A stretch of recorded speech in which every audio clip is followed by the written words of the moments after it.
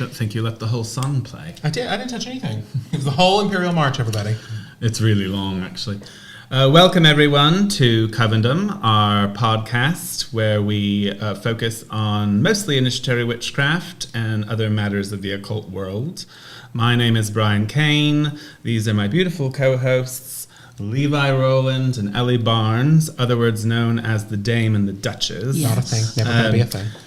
This week, we are having a special ambush interview conducted by Karagan Griffith. I always want to say Griffith. Karagan is an Alexandrian high priest who has been an Alexandrian high priest before any of us were Alexandrians, so he's rather quite long in tooth. He has run covens and participated in covens in Salem and Boston, Portugal. He's worked and trained people in Brazil and probably places I'm unaware of. So we're very excited to have him as a guest tonight, and we're very excited to have him as a guest at WitchCon, which is coming up next weekend, or no, not quite next week, 2 weeks. February 16th, 17th, and the 18th. Yep. I did get a peek at least one of his classes. I'm not sure how many classes he's teaching, but he's doing one on Portuguese magic that looked really interesting, just based on what he posted online. So that's fascinating. I'm definitely going to peek at that. So WitchCon is the festival that we have online, Christian and I, and it is the largest online festival to date. And we have somewhere around 90 to 100 presenters every year from all around the world. Mm-hmm. We started it during COVID because none of us could leave our house. Mm-hmm. And what does a Capricorn do when they can't leave their house? Well, they come up with a business where you don't have to leave your house. So we've been enjoying it, though. It's a great time. It's a great time of year to have it because everyone's sort of still snuggled up in a lot of places in the world. So Karagan's also coming out with a new book called The Inner Circle. And so I'm very excited about that. He'll tell us more about that later. And he's coming out with a new podcast for Coven's sake. He used to run a podcast called The Black Chair. And I think there was one with another name, too, but I don't quite remember.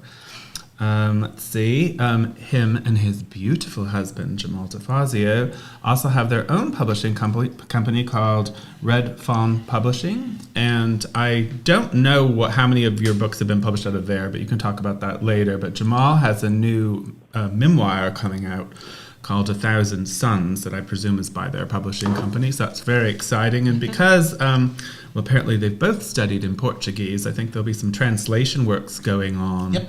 You know, who knows what they can translate. Red Fawn Press's books are usually available in Portuguese too, which is great. Yeah. So we're very excited about that. So we're going to go ahead and step off now. Oh, by the way, this is season 4, episode 11. Next Thursday will be our season final, where we won't have a guest, but we are going to talk about our favorite episodes of the season individually and just take calls and be crazy. We're going to try to get... Speaking of Portuguese, we're going to try to get this one to drink some port wine. We'll see. You know, because that's his favorite wine, Karagan. He has a weakness for it. Anyway, so we'll go ahead and hand it over to Ellie for the occult news segment of the and episode. You're also supposed to say you can watch us live on YouTube and Facebook and... so many other things. Right. So you can... find us on Hex Education or Covendom on YouTube, and please like and subscribe. That's where most of our episodes are archived because we do actually use Restream, so all episodes are played live on Facebook and YouTube simultaneously. But most people go and look for things like this on YouTube and not Facebook, although they are both archived individually. YouTube likes to change how it does things all the time, so you do have to look under live for any lives. And that's it. That's it. Now it's you. Okay, I am news of the day. So my father lives with me now, Richard Earl Barnes. He's 92, and he subscribes to the New Yorker magazine. And this week, so I look through it. I look at the cartoons because they're so fabulous. And this week, I'm going through, and I see this wonderful article called Witchy Women. And it is a review of a new academic book on witchcraft by Marian Gibson, who is a professor of Renaissance and magical literature at Exeter University. And so there's a nice 3-page review about her book called Witchcraft, A History in 13 Trials. So it's a very interesting review of descriptions, and this is not historical fiction. This is real history and academic work on various witch trials throughout the 15, 16, 1700s in different countries, and sort of the storyline of what people went through as witches or criticized as witches. But what drew my attention and what caused me to really think about my news of the day was her discussion of the law in different countries in witchcraft. And of course, in the U.S., we're really concerned about, I think, changing politics and changing legalities about different religions. And I want to say that in a minute about Brian's new book, Religion of Witchcraft. We all know in 1951, the UK repealed the law that made witchcraft, fortune telling, etc., illegal, and it changed it so that Gerald Gardner could really publish and start writing about witchcraft, and that really opened the door for all of us to be able to discuss and legally be free to write about and practice witchcraft. So reading this article caused me to look up the state of legalities today involving witchcraft practice, fortune telling, healing arts. So we all usually look at the Wild Hunt. I think it's a great online magazine. And there's a first article about changing the law in Africa. Africa and also India, we just know we've talked about this before, have a lot of prejudices against sorcery and witchcraft, and a lot of killings, ritual killings, denying people rights, food, housing, because they're accused of sorcery or witchcraft. So those laws are changing in different countries. And I thought that was really important to see that that's going on.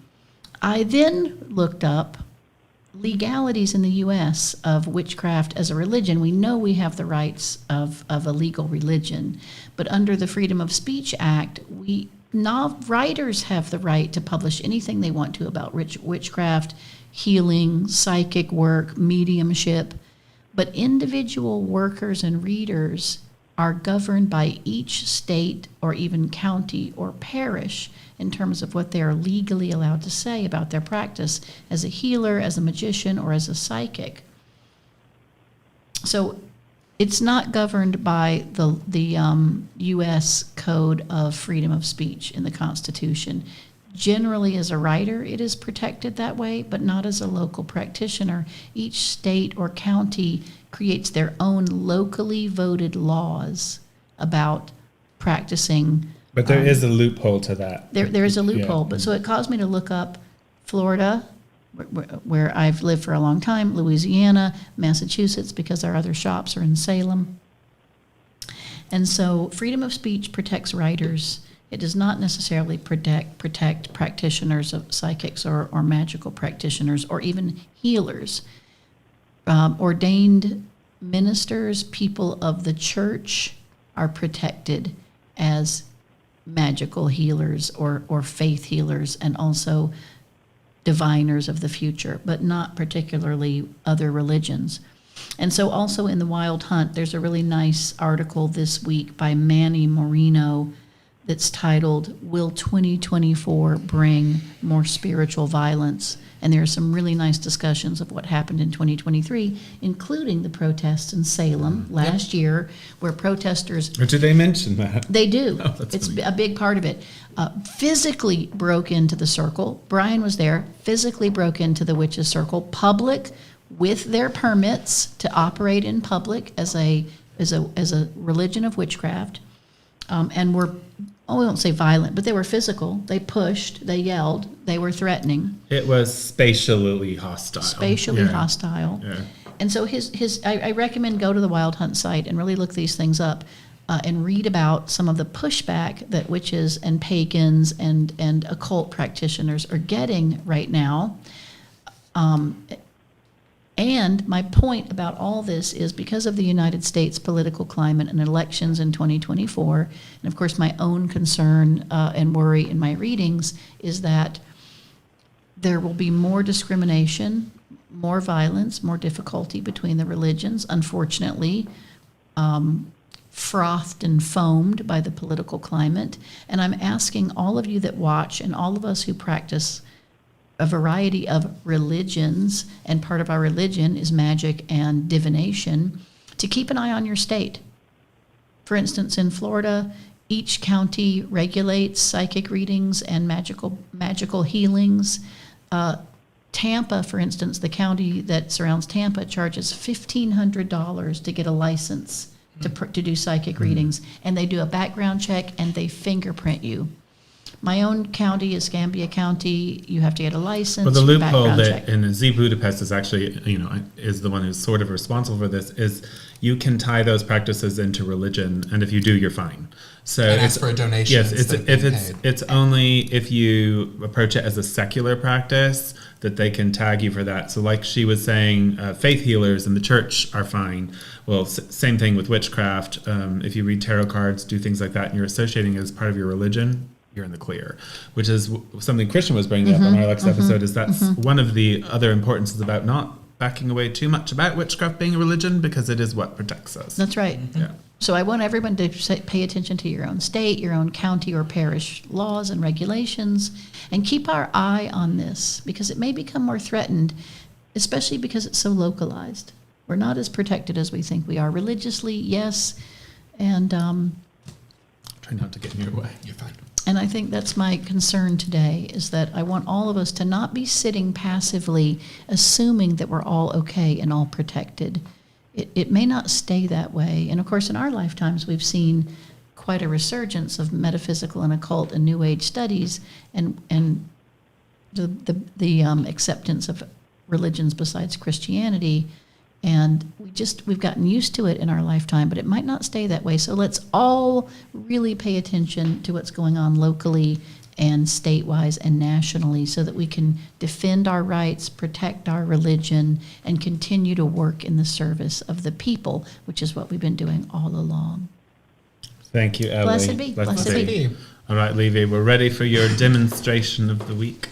So I actually had a different one planned. I was going to go over a sort of history of sigils, and I just received, as a book plug also I can give, is Owen Davies came out with a wonderful book recently called The Art of the Grimoire. Oh, Have you seen this? I have just that. No, got I have that. that. And Me it's, too. It's beautiful. Yeah. Me too. It is truly Yeah. beautiful. Well, we all got it. I haven't Yeah. read it yet. It's an intricate, sort of study of the visual culture of ceremonial magic, both within East Asia and Islamic traditions of magic in particular, which are very, a little bit more numerical, because there's such a prohibition against images. And so it's a fascinating read, and that's what I was going to talk about. But we had a dinner recently, and Brian brought back gifts from the United Kingdom, and at Atlantis Book, he picked up a oracle deck for me, because I like decks. I think a lot of us collect them. It's a little one of Marseille.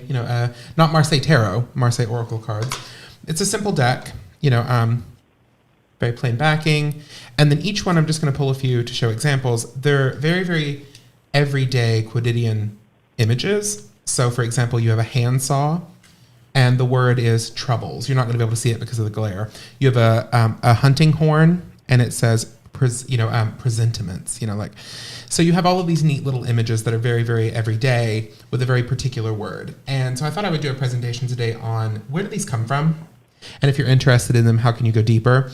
I brought 3 examples of other decks that you'll probably see a lot. The most common one in the United States is the Gypsy Witch fortune-telling My deck. first deck. You'll see it all the time in occult shops, usually up near the counter. It's very affordable, and this is based off of the traditional 52-card playing deck for poker. So the traditional poker deck. If you look at the back, there's an example of one of the cards, the Queen of Spades, and it has a little saying on each one. Amor is a sign that someone is looking at you with great love and belonging, right? And it's got an image of Cupid. But these are very common. And then you also will just see playing card decks that have been rendered artistically to be more witchy or more sort of mystical. Like, for example, Anna Cortez and C.J. Freeman have the playing card oracles, which is actually a very beautiful deck. I have this one in a larger size at home. They're very pretty. And then also what you'll run into are Lenormand cards. This is the classic Bluebird Lenormand, which is wildly popular.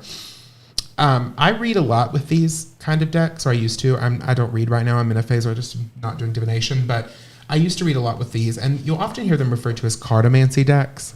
as opposed to tarot decks. I don't love that terminology because technically cartomancy means reading with cards, period. Tarot is a form of cartomancy.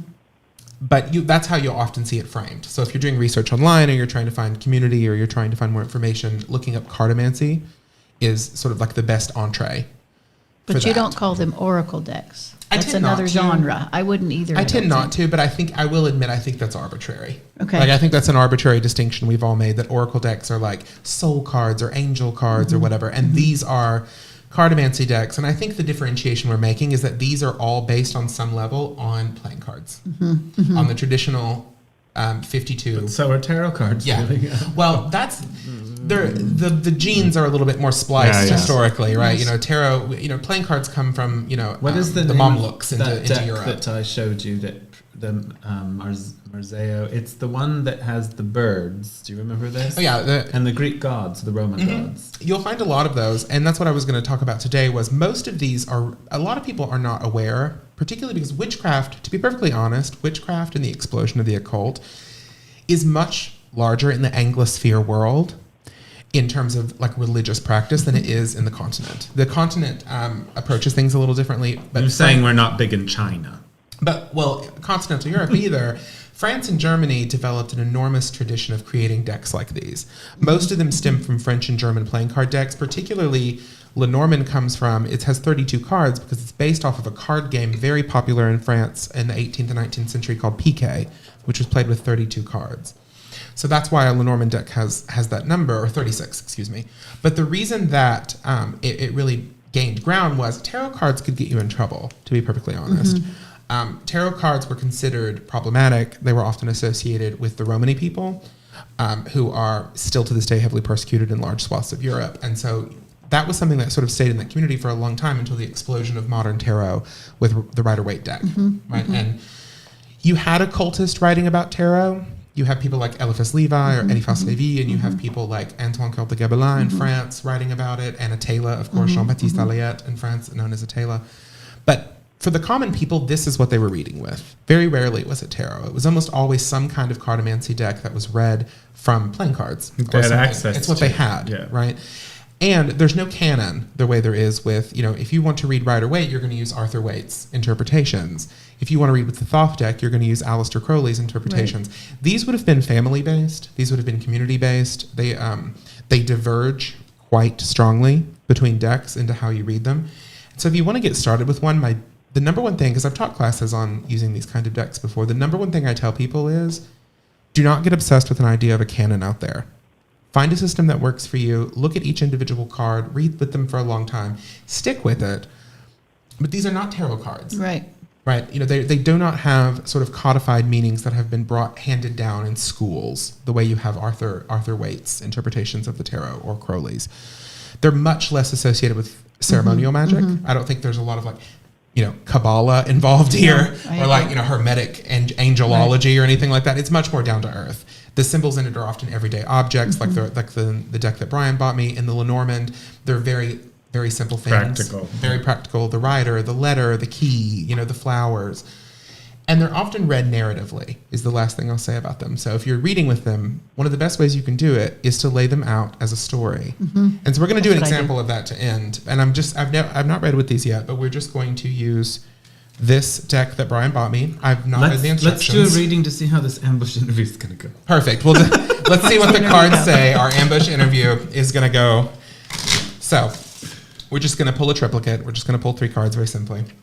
It's just like tower, tower, tower. No, it's good. A hunting horde, presentiments, worry, right? Like the horn, I like that for this. Karagan, I'm worried. The second one is a razor, and it just says deceit. Ooh, the questions will be hard. I think I know what this means. And the last one is secrets. Or unlocking them. Unlocking secrets. I'm fond of this. It's a nice little reading. But this was probably just my tongue. It could be razor tongue.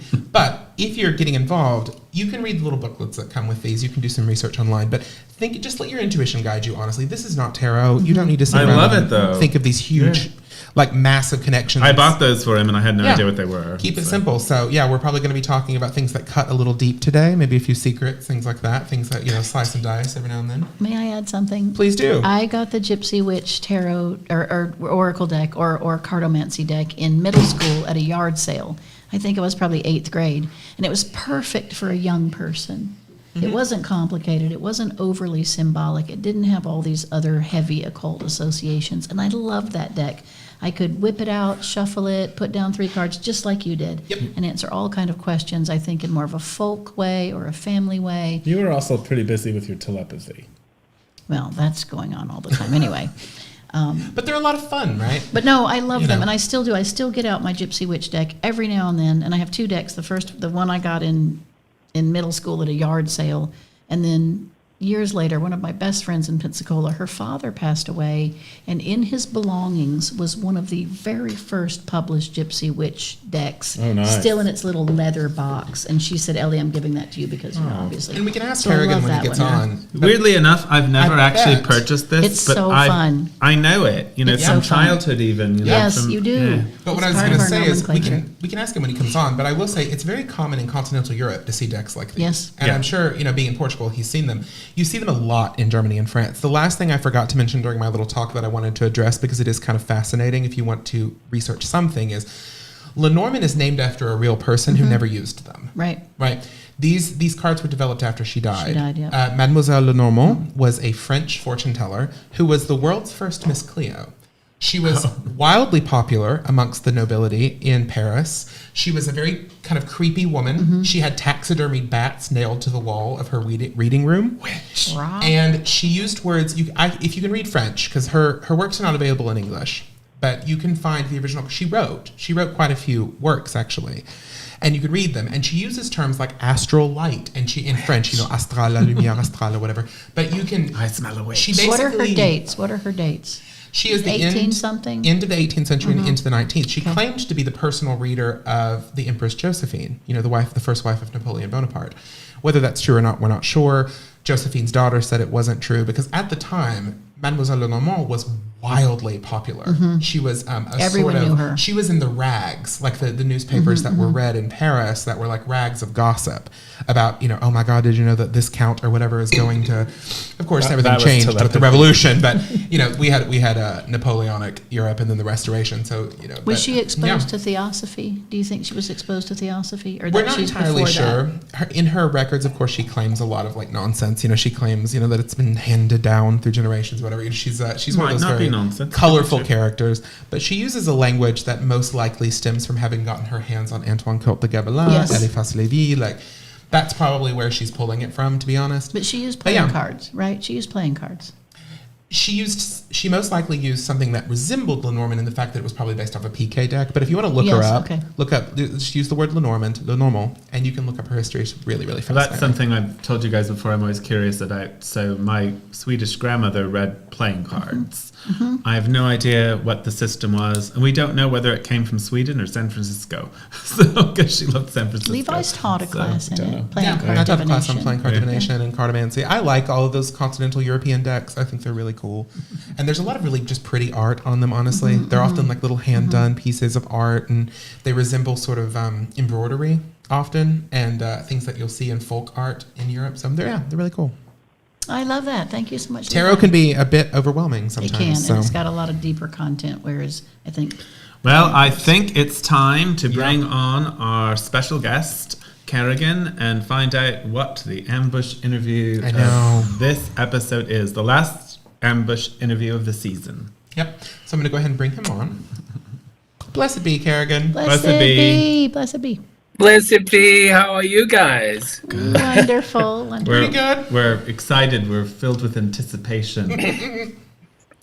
Well, this is the thing. So initially I didn't know how this worked. So I thought that it was only 2 questions, and I thought that it was only for Brian, but it's not. It's a theme, and it's 7 questions, and it will be distributed by all of you. But I still have the 2 questions that I made up that time that I thought that it was just 2. So do you want to hear it, Brian? I'm ready. I'm nervous.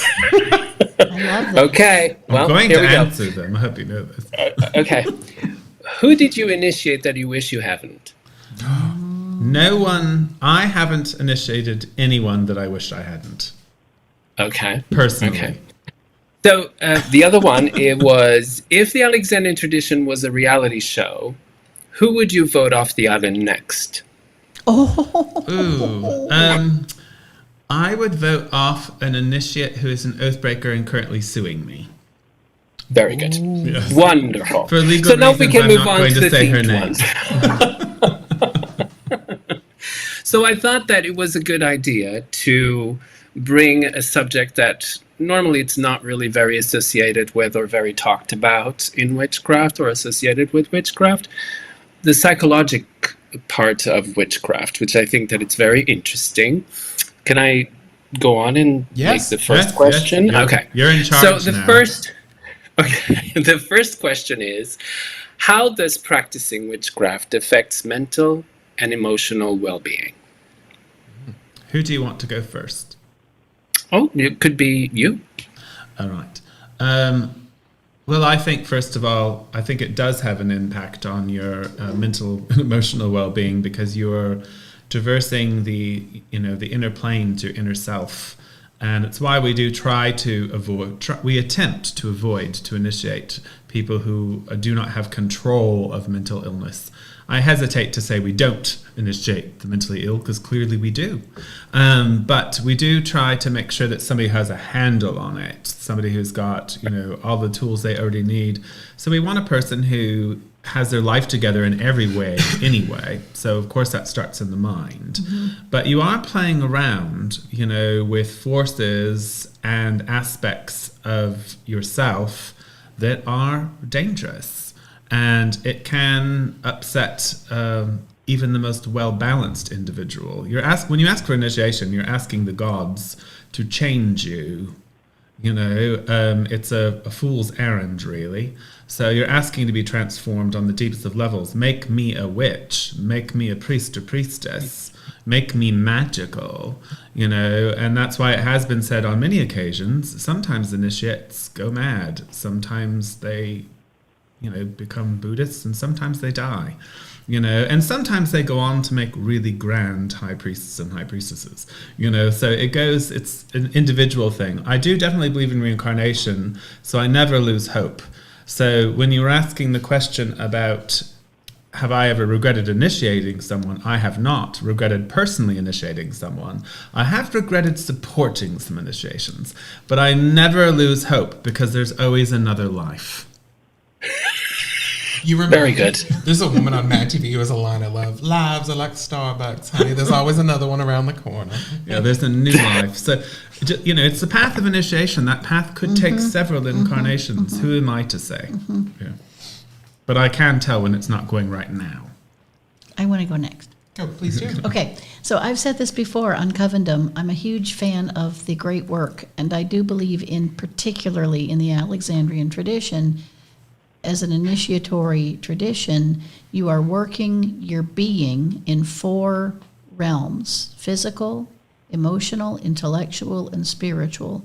And you are causing change within yourself in each realm with your actions, with your ritual work, with your meditation work, with your prayer work, with your magical work, and they're all affecting each other. So obviously you can become very imbalanced, physically unwell, spiritually unwell, psychologically crazy, if you're not really working what I consider like the full gamut of what we should be doing within our person, magically and ritually. We're not doing our prayer work and our devotion to the gods. We're not doing our service and work for the earth and humanity.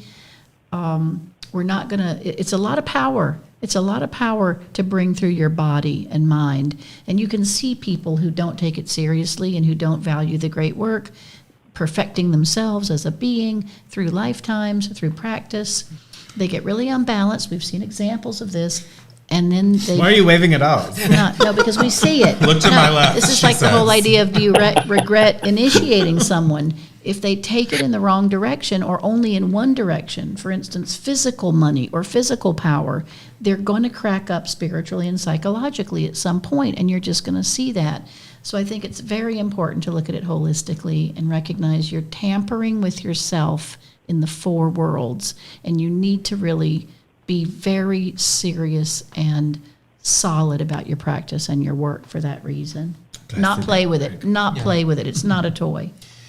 I think there is a long history in occult movements, not just witchcraft, of severe mental illness and people having like full-blown breaks. Yeah.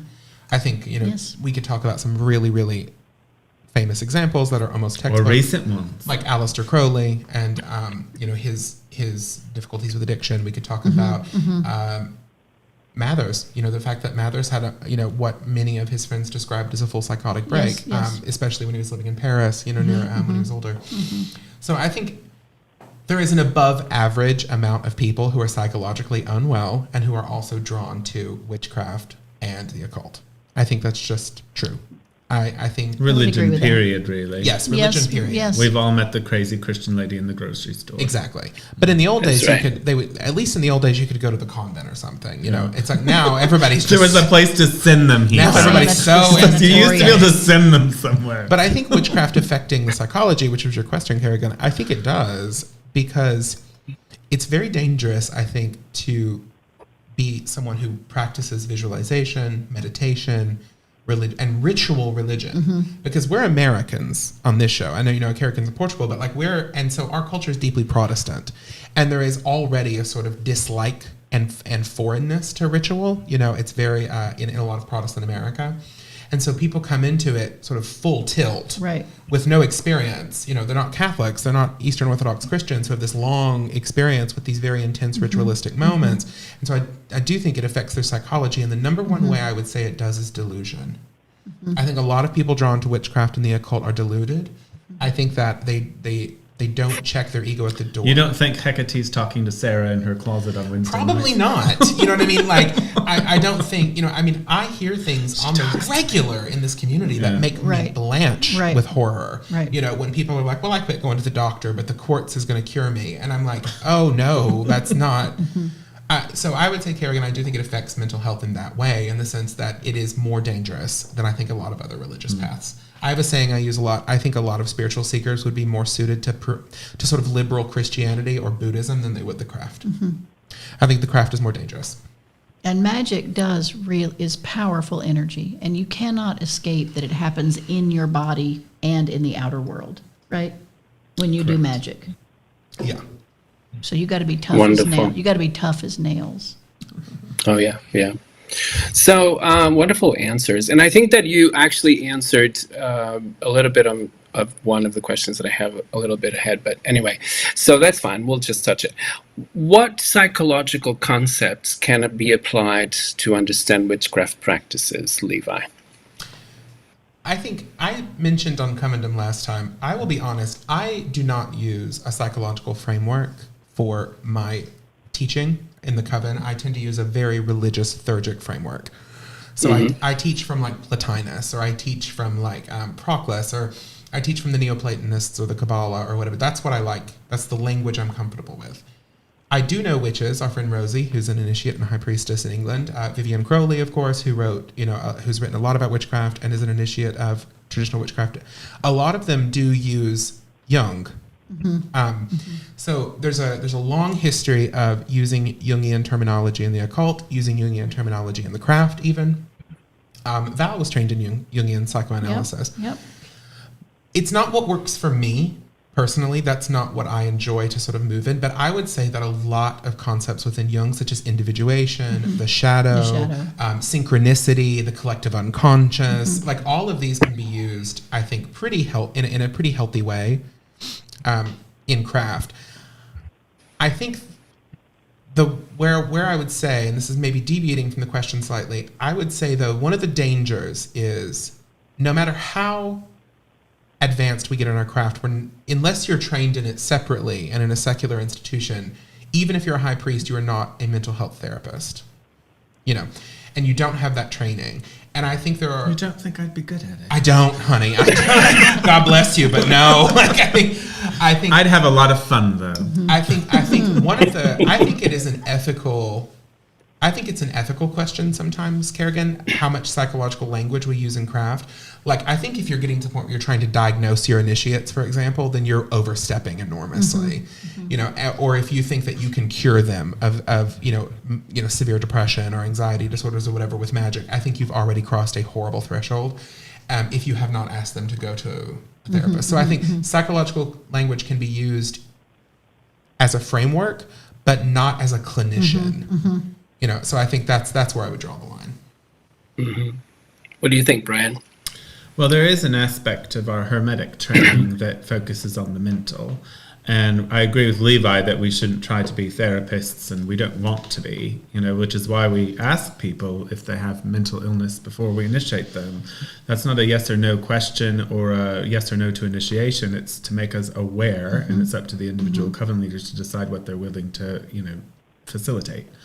So I think we do focus on mental training, and that mental training is really about self-discipline and self-awareness, consciousness of oneself.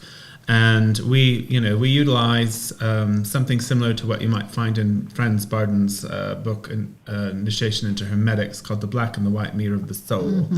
And that is a tremendous occult exercise that can lead the diligent initiate to look at themselves, to become aware of their faults, and to develop themselves. So I think we practice it on a self-development level. However, every high priest or high priestess or teacher is trying to guide someone on their initiation, on their journey. So that is going to include a certain amount of mental training. And that's why some people break. You're not wrong. Blessed be. Well, and why some people just break. The things we do to people. The things we do to people. Say that question one more time, Karagan. I want to hear it one more time from my. So how can witchcraft be used? Sorry. This is the next one. What psychological concepts can be applied to understand witchcraft practices? Okay. And, Levi talked about, the archetypes and the collective unconscious and all of that. But what do you think? Well, I think it's definitely two different subjects, and we've talked about this before. Are the gods external, or are they only internal? Are they only psychological archetypes, or do they have reality on their own? And I believe they do have reality on their own. So I look at this as a mirror, that we're going to do our internal work for our own wellness and strength, but this is not a replacement for the gods, and the gods are not a replacement for our inner work. They're kind of worked in tandem, but I think a really strong magician and a well person is going to do work on both sides of the mirror. They're going to work externally with the gods and recognize that might be objective and symbolically correct for humans, as a holistic idea. And then they're going to see references to their internal world where they can make subtle adjustments and become more self-actualized and more authentic. And I think really it's lovely in witchcraft that we are recommended to do both, not one for the other. Yeah. And that they are, if you're well in your personality, I've always believed this. If you have a good personality, you're balanced, you're observant, you're kind, you're intelligent, you interact in a balanced way, it shows your own wellness, but it also shows balance with working with the gods and the forces outside of us, and that we work with all the different forces outside of us, and we don't get compartmentalized in only one section of the work. You see that in people that become fanatics, right? Yeah. Fundamentalists, and they're just not very balanced. So I'm a huge believer in balance. Blessed be. Very good. Nice. Blessed be. So the next question, almost, we're this is a conversation. So, you just touched in answers of all of the questions that I have, basically. But the third one is, how can witchcraft be used as a tool for personal development and self-awareness? And we talked about consciousness of self, we talked about a couple of things, but, does anything come to mind? Let me go first. Yes. Ellie's claiming Just because it I'm on a tonight. roll. No, I love witchcraft as for the patterns. Like, for instance, new moon, full moon, day of the week, season of the year. the location of the sun, our location on the planet, our flora, our fauna, what's happening in the seasons. So for me, that's my grounding calendric structure to what I know I need to work on throughout the year. Great band name.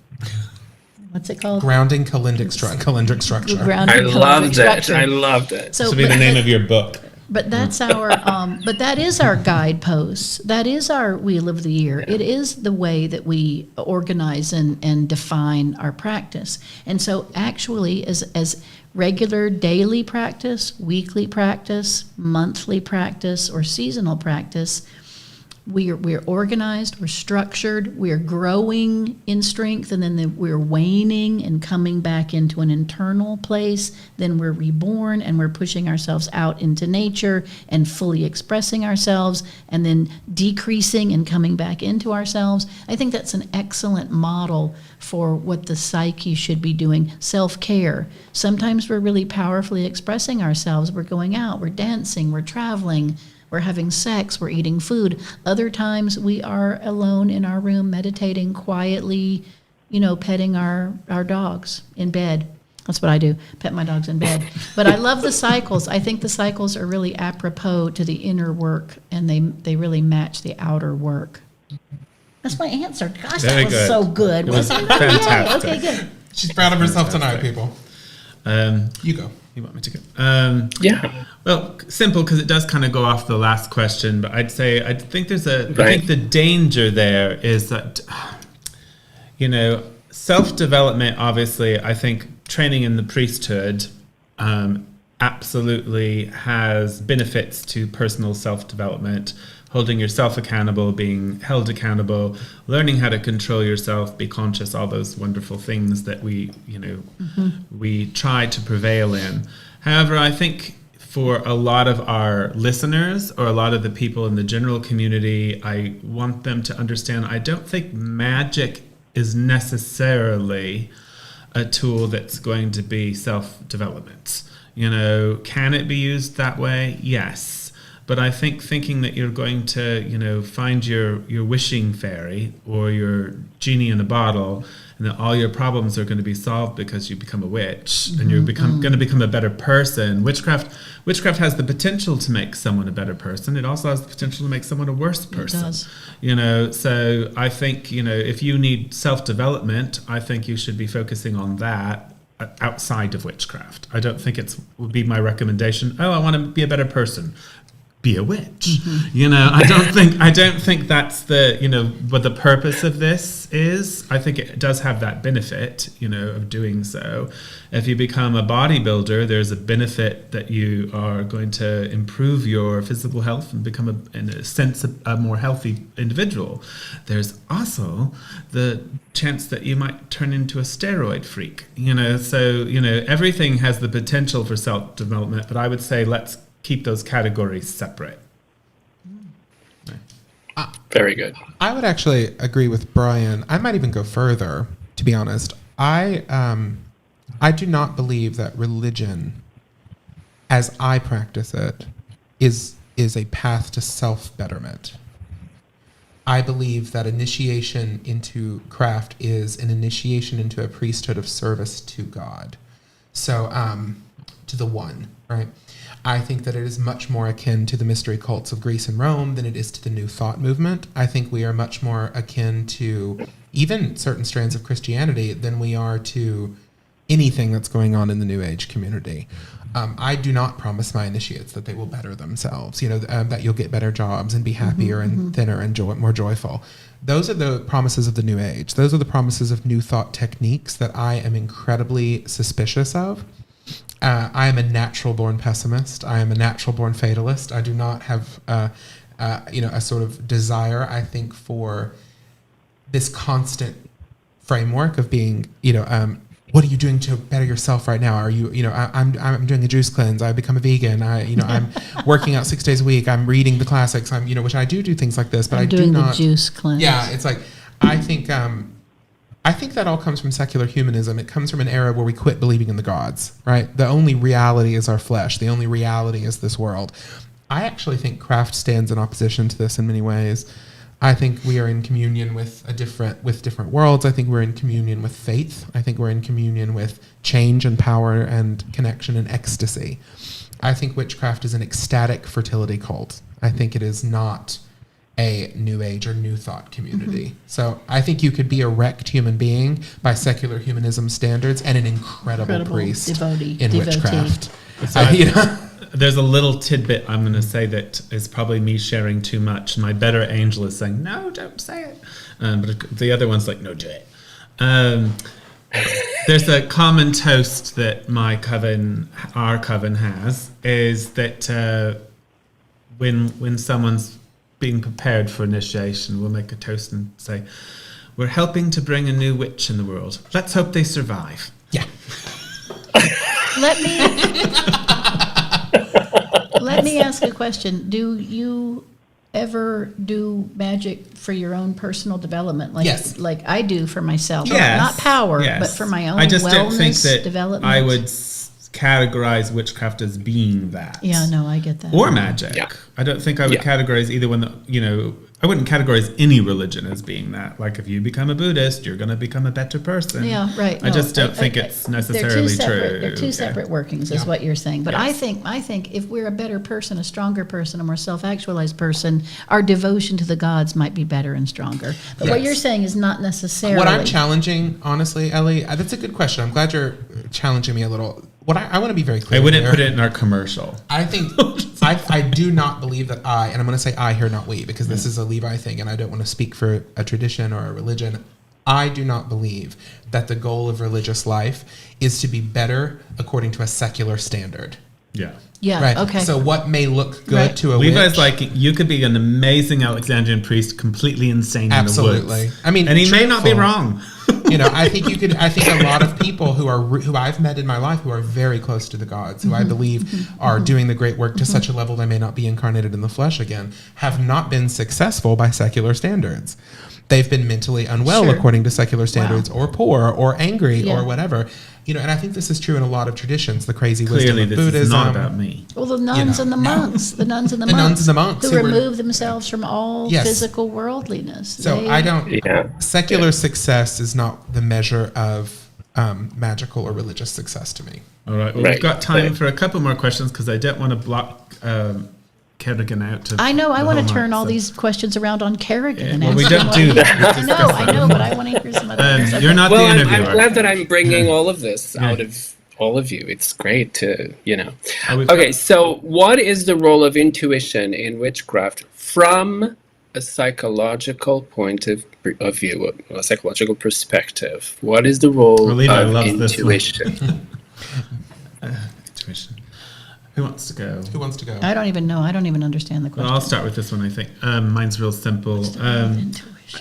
I definitely believe in what people would call being psychic, and I think every human being, an animal, has a degree of this. We don't call it that in initiatory craft, but we have our own names for it, the sight, But I definitely believe that intuition is the natural, holistic way, as Ellie would say. We have that saying, women's intuition, so I think that they kind of go hand in hand. However, intuition can also be based on experience.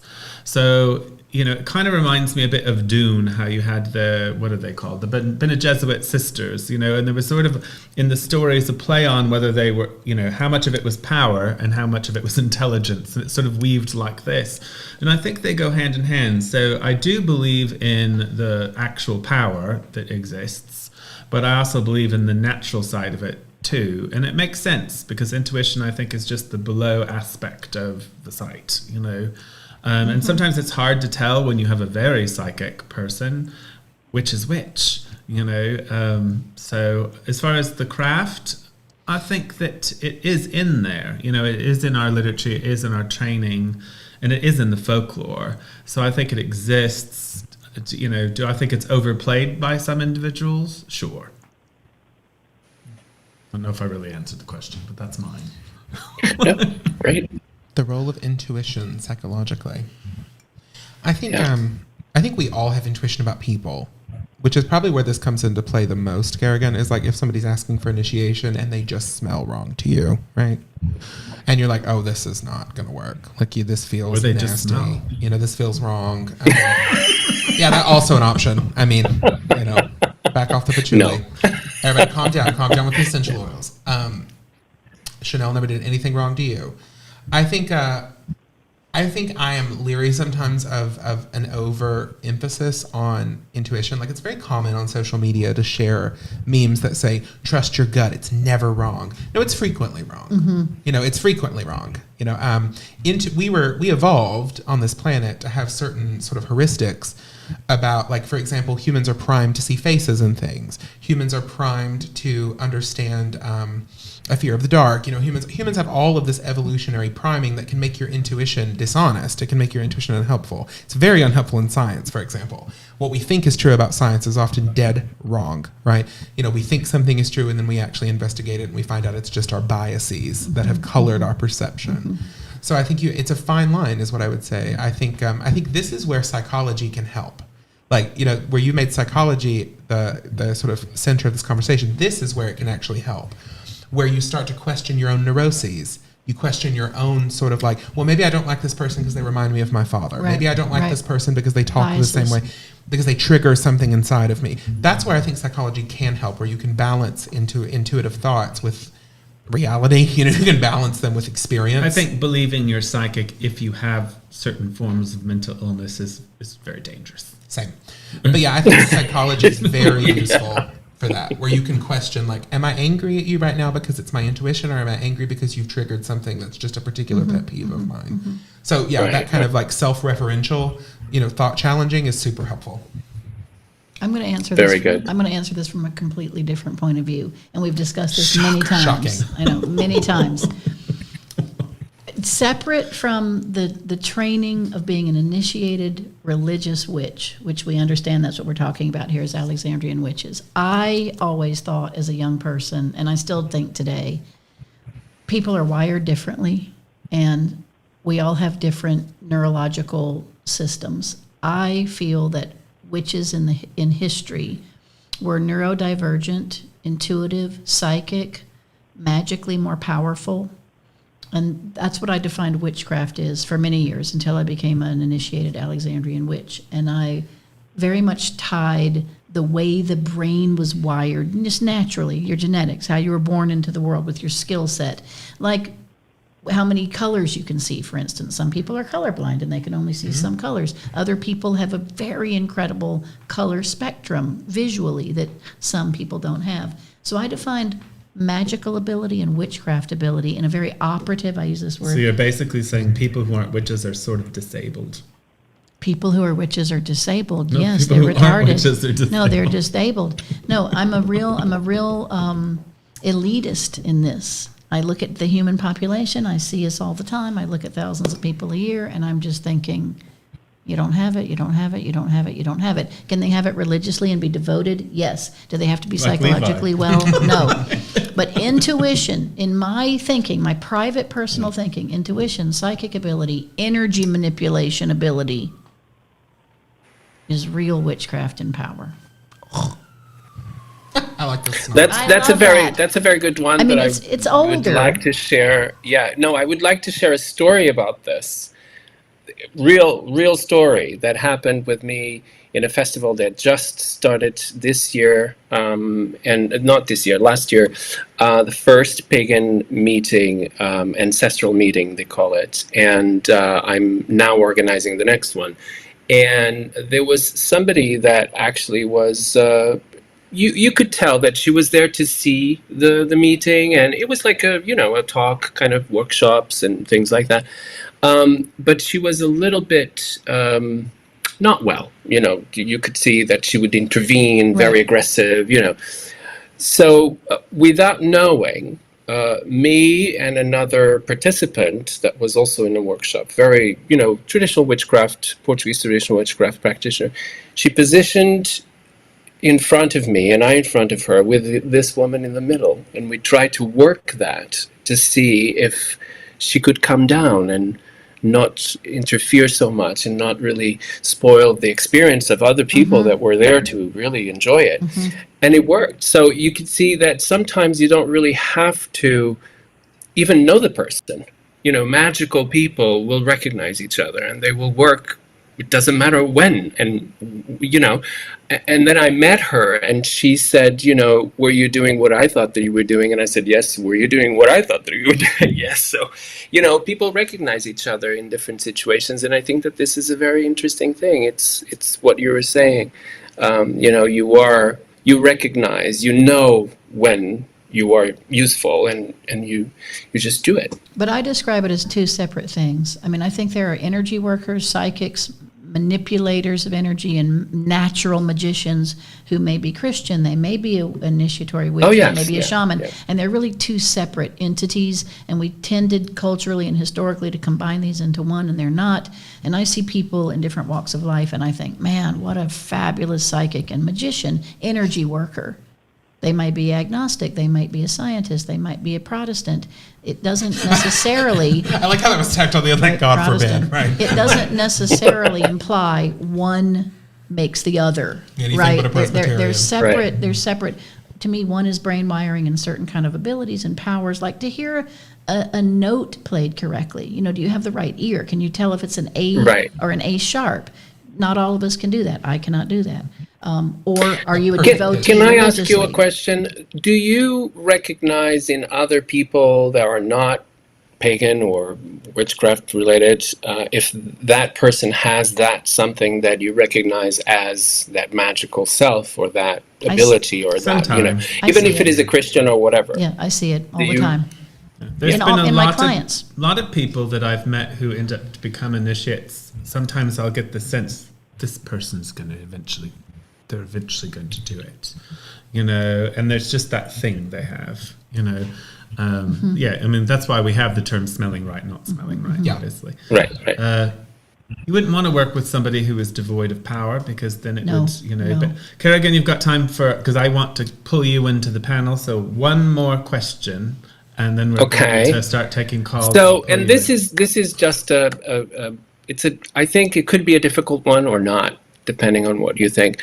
Can witchcraft help in coping with stress and trauma?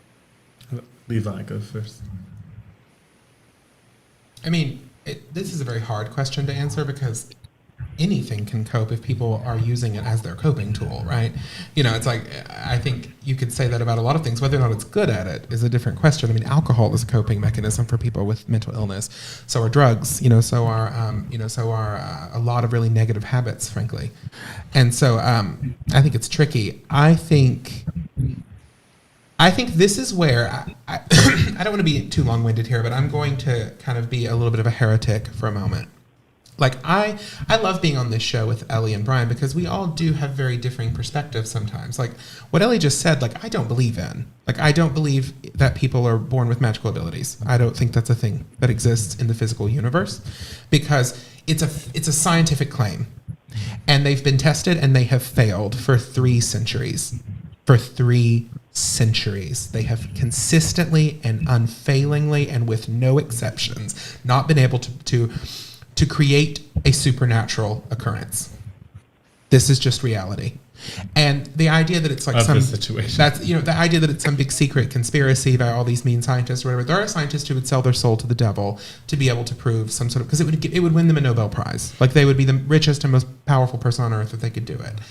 So I think this is one of the examples of why I am so neurotically obsessed with keeping the language of Alexandrian craft religious.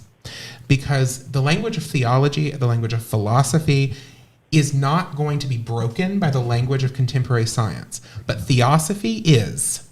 The claims that she makes, for example, You're talking about Blavatsky. that Blavatsky makes are disprovable. Not Ellie. Like, we now have mapped the human genome. We didn't have the human genome when Blavatsky was writing, so she could write whatever nonsense she wanted. Or the people who tried to interpret hieroglyphs. And they thought they could get away with it because nobody was ever going to be able to read it. But then we translated the Rosetta Stone and we can now, and everything they said was wrong. So I think I'm very leery of the arrogance of trying to make witchcraft something that can stand in the place of science, because to me they're non-overlapping magisteria. And I don't think that witchcraft is the best thing for mental health. No, I think it's much better to use cognitive behavioral therapy. I think it's much better to use exposure response therapy. I think in many cases, it's better to use SSRIs or antipsychotics or mood stabilizers. Like, these things save millions of people's Just have lives. a nice glass of wine. Right, you know, or that, you know, like, so I think I am very leery. I'm very leery of using the 19th and 20th century occult revivals language where they could get away with murder when it came to science and psychology. I mean, let's be perfectly honest. I love Jung, and we've quoted him a lot here, or I've talked about him a lot tonight. He's not used in contemporary psychotherapy. He's just not. He's used by literature majors And religious people. Gnostics. And Gnostics. He's not used for psychotherapy, and Freud even less so, right? So I think I don't want to take their world, because to me, here's the weird thing. It sounds like I'm kowtowing to them, but in a weird way, I'm saying we're above them, and I will not kowtow to them. I'm not going to play this game of secular materialism and say my religion has to be parsed out because I reject their claim entirely.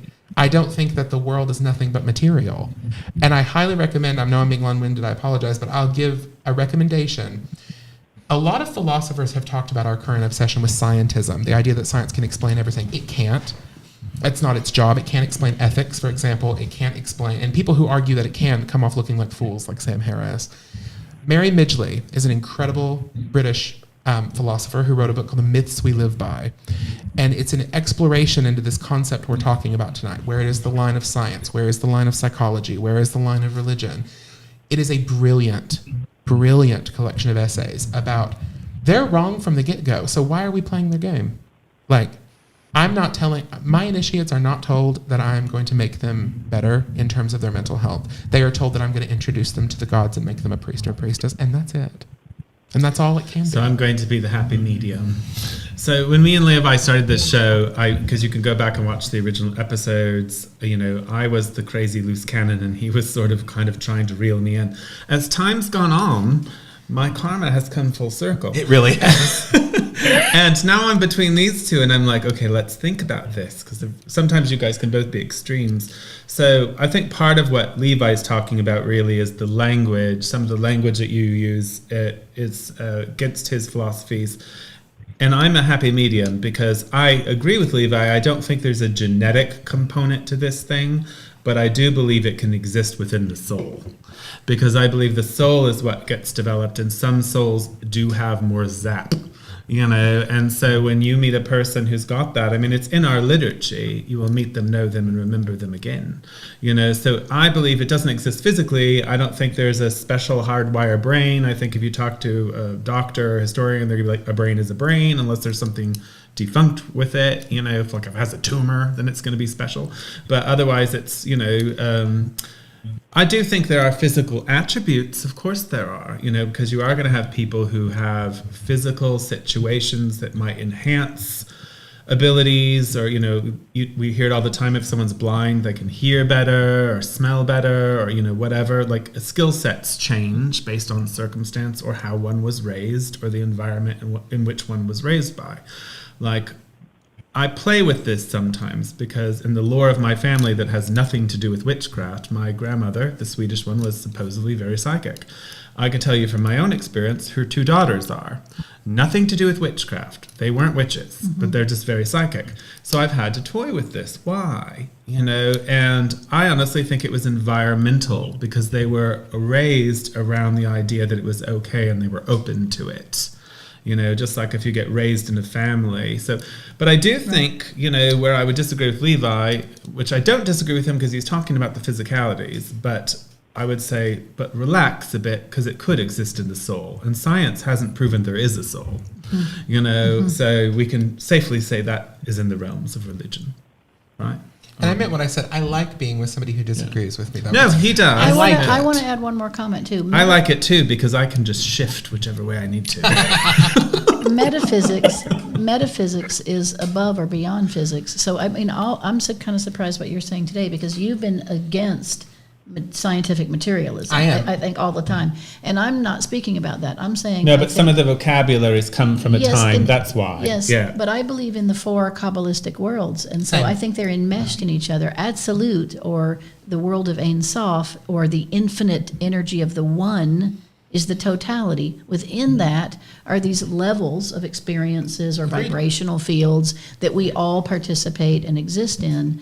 And so for me, and the question was, what do we, when we have personal struggle, do we lean into our witchcraft or not? We just talked about this week. 2023 for me was a really strong, difficult year of personal struggle. I leaned into my religious practice, my faith, my devotion, my prayer work, because it kept me equilibrated. It kept me calmer. It gave me a structure and a source that was good psychologically for me, but it also was good, I think, devotionally for me. Absolutely. And I agree with everything you're saying. I think what... But they're different worlds. It sounds like the I'm... scientific... Look at and the Karagan being intuitive. Loki up there and just creating I know, right? debate. I love this, though. I Well, love this. I think what I'm saying is I actually... Here's the weird thing. We actually agree. I think we do agree. But we do agree. But the problem is I do think you have a preference for the language of early occult science. That's because I'm special. And I just can't use that language anymore because I'm to older me, than Levi. I grew up in different terminology. it's true. But to use that language is to kowtow to science, to say like they are going to be the arbiter of what is true. What I'm saying, no, they're not. No, I don't. Philosophy is I'm going to be the not. arbiter No, of I'm what's not true. a science.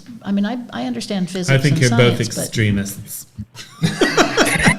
Brian is our genteel medium. But I Anyway, also, but I at also this point, think I want to invite Karagan to join the discussion so we can pick his brain and start taking questions from the audience. So Levi will look through and see if there's any written questions for the group. Please put them in the comments, Facebook or And YouTube. if you are extra special brave, which we love, you can call in to the show, 309 Goddess. we got a lot of great comments. Levi, are you looking at some of these so we can Yes. really Just look going at to them? look at it. Yeah. So 309 Goddess, call in if you have a question for the group. So Ali, go ahead and ask Karagan a question while we're waiting. She's been dying to do it. I forgot.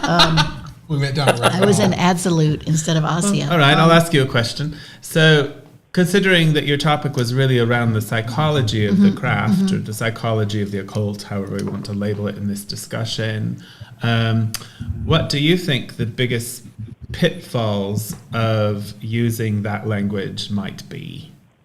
Or benefit? Pitfall or benefit, or both? Right. So I think that, and we talked a little bit about this, right? I was taught that, your coven is not a therapy group. So I agree. don't. I agree with Don't that. play the therapist. And there's always that one that comes in and says, my husband, or whatever it is. And it needs to be very carefully taken care of because you don't want to be not to care about people, but at the same time, you don't want to go into that blanket of just lay down and I'll talk to you now. Do you know what I mean? So I think that We do know what you there's mean. one that I think that we didn't touch on that one, and I think that it's very. We touched it, but we didn't really kind of discriminate it exactly what it was. I think there is a lot of people, and we talked about mental illness in the craft. There's a lot of people with that, but there is nuances that I feel that are repeating itself over and over again over the years. And one of them is that one person that it has that kind of. Everything has a meaning. Everything has you know what I mean? Like, We do know what you the mean. leaf Oh, yeah. in the tree just hushed, and that Right, means right. that Hermes is. Yeah. So there's this is really Right. or that's a bad omen. That's a bad omen because Right. don't step there because Paranoia. that's Right. there's this whole thing, and there's a lot of people like this. I saw a bird. I saw a bird.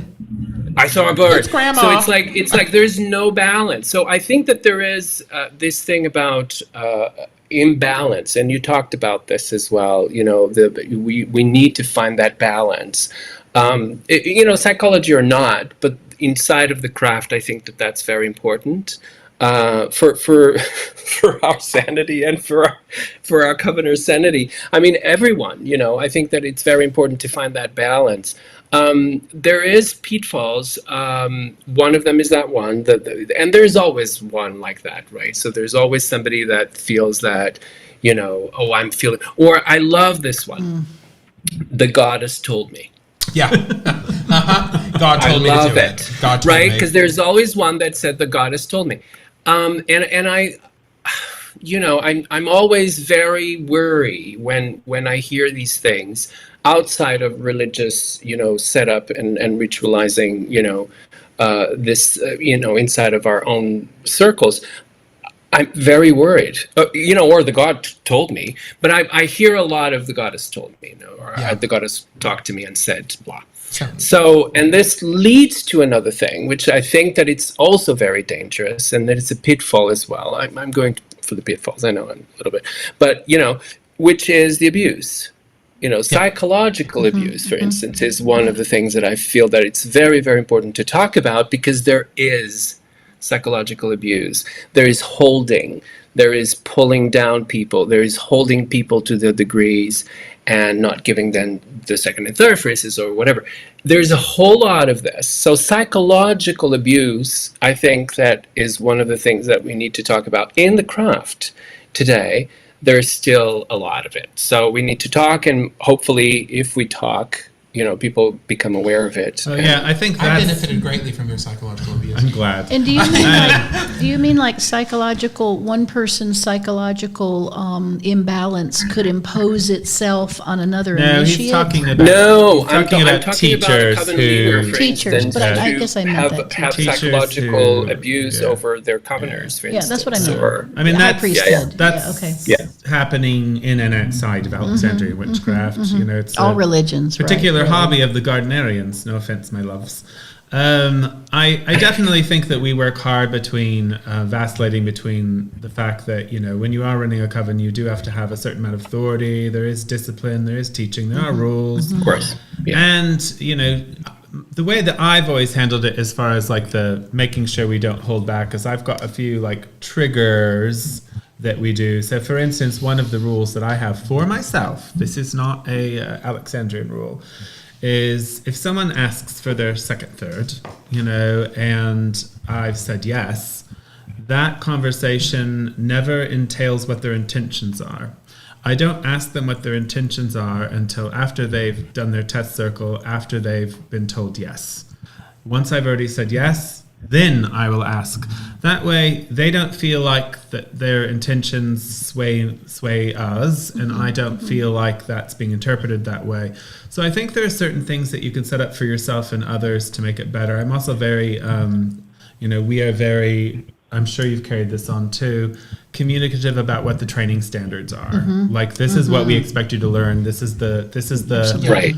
list, so to speak, Yep. of things that we expect you to learn and develop and teach and things like that. So I Have wanted to you make seen- one more have you point there seen- before we get moved on that you made, as I think Yeah. in the beginning was a little bit even more important, is that we need to continue to teach people that witches are not superstitious.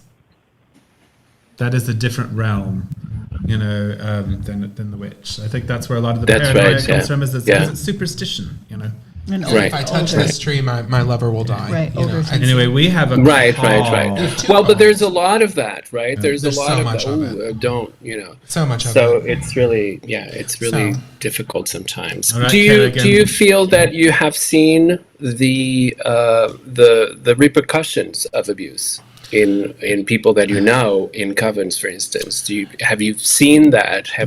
What is the extent of it, if you had witnessed that? I haven't personally witnessed it from an intimate situation. Where I've seen it mostly, quite frankly, is from the many Gardnerians I know who are bullied by factions of their tradition into what festivals they can go to, who they can talk to, what shows they can go on, who could they be friends with. And I think that's so bizarre, because it's so not craft. We're taught not to interfere with people's personal lives to some degree. So I think it's very strange.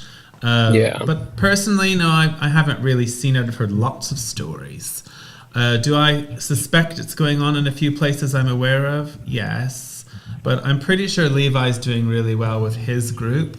So I don't think I'm abusing So them. far, I'm trying you very know, hard. Ellie can be a bit mean sometimes. I know but that's right. all right. Yeah. So we do have a call, Karagan, so I'm going to answer, and we'll see what questions they have for Yay. us. Hi, can you hear me? Hello, yes, I can hear you. Can you hear me? Absolutely. Who's this? This is Craig. Hi, Craig. What's your question? Look, I was listening to your discussion on why scientific language is not appropriate for Alexandrianism and so forth, and I was wondering this. I know that you've read one of my essays that I sort of did for the Australian Wiccan Conference. Look, a lot of my ideas that I come up with and that I sort of use to interpret the craft through come from my scientific education background, and I use a fair bit of thermodynamics and information theory and so forth. It's actually really worked for me. It's given me a good understanding of what's going on. Do you have anything to add to that? I mean, it might not be Yes. exactly what you No, were I see saying. what I mean, you- I'm I not see trying to what you mean. reinterpret the craft. I see what you mean. Karagan answer first, but I don't know what he's asking. He's asking, like, for example, I'm going to mute you just for a sec, Craig, so there's no feedback. I think what he's asking is, like, I came off as particularly harsh against using any kind of, like, scientific language for craft. And other people are very open to that. For example, I have read Craig's essays, and he does use sort of the language of physics, which he's trained in. So I think that's the main question. We can all answer it, but he's specifically asking if I think there's a tension there. I don't necessarily. I don't think physicists would be like relating to it any more than some witches would. No. If you're just a physicist and you're not interested in witchcraft, you're going to be like, that's bollocks. Here's what I would. The only thing I'll add before I pass it on is this: if anyone out there, now Craig's different because I know he's educated in the sciences, but if anybody who's not educated at a PhD level in the sciences thinks they I am understand, definitely not a physics major. like quantum physics, for example, or understands what the major theories are right now to explain, like quantum entanglement or quantum information theory, you don't. You just don't. I'm sorry. It's not even a mean thing. They can barely understand the math that's used to describe Right. some of these things. Right. And they don't agree. And so I'm leery to allow that language in because just like the racial language of Blavatsky, it's going to change. New things are going to come out. What do you think, Karagan? That's why I'm afraid of it. I know it's No, I think that Levi is just absolutely on the point, and I think it was sort of pointed at Levi. There will be others that will come with other things too that will. Well, if if explain you're better. a chef and you use cooking as a metaphor for witchcraft and people understand what you're saying, then that might work as a metaphor. But if you're using physics as a metaphor and people don't know about physics, it's not really helpful. I don't think that's the conversation Levi's having, but that's part of it. I would think that if someone doesn't know anything about physics, it's sort of a useless statement to them anyway. Yeah. Yeah. Ellie, would you add anything? I do think science changes, and that's obvious. I think that my feeling is the universe is truth, and it is what it is. Humans are limited in our scope of discussion and understanding and vocabulary to describe the universe. Physics is newer, and we've seen this dialogue between physics and metaphysics, and we particle entanglement, or as Craig said, thermodynamic ideas describe parts of how the human brain describes the universe. Religion describes parts of how the human brain describes the universe. And so I think it's wonderful to stay open-minded, listen to new theories, continue to stay up on the changes in science. I think that's wonderful, but it can't be everything. It's not the answer to everything, just like old superstition is not the answer to No, I everything. agree entirely. We must But I think read there is and a learn and hope grow. that science can eventually answer everything. Well, The unified theory, yeah, it's a huge The part hope of it. of science. But thank Are you we so much, there yet? Craig. Probably not. Thank you so much for calling. We have one more, so I'm going to let Craig drop, but thank you again so much for calling, Craig. I appreciate that question, and I appreciated your essay. We're going to answer Brandon. Hi, is this Brandon? Yes, this is Brandon. Hi, nice to hear you. What's your question, Brandon? I've noticed this a lot personally. It's very scary. People who are solitary, eclectic, and they curse and hex really easily, without really a concern about the effects. What do you guys think about that? Sure. Thank you so much. I'm going to mute you for the question, Brandon, but thank you for that. Let's let Karagan go first. Yep. This is a very dangerous question for me. Cheers, blessed Blessed be. Blessed be. Just because my workshop, my class in image clients has some of these. So It's in folklore. Yeah. I totally, I talked with a very, I'm not going to say the name, but I was talking with a very well-known and respected elder of our tradition. We've heard that before. Do you recognize this in Val? I'm going to talk about a very respected elder of our tradition. And what we talked about is that, yes, we do teach that part, and she said that she teaches that part, but not to everyone, because not everyone is able to do it responsibly. And that's the only thing. It's that you do teach it, but you teach just to a few people, because those are the people that can actually handle it. Now, what do I think about it? I don't know. I think it's this thing about seeing the world in a black and white and evil and good. It's kind of medieval. So I don't know if that's, am I going to agree with it?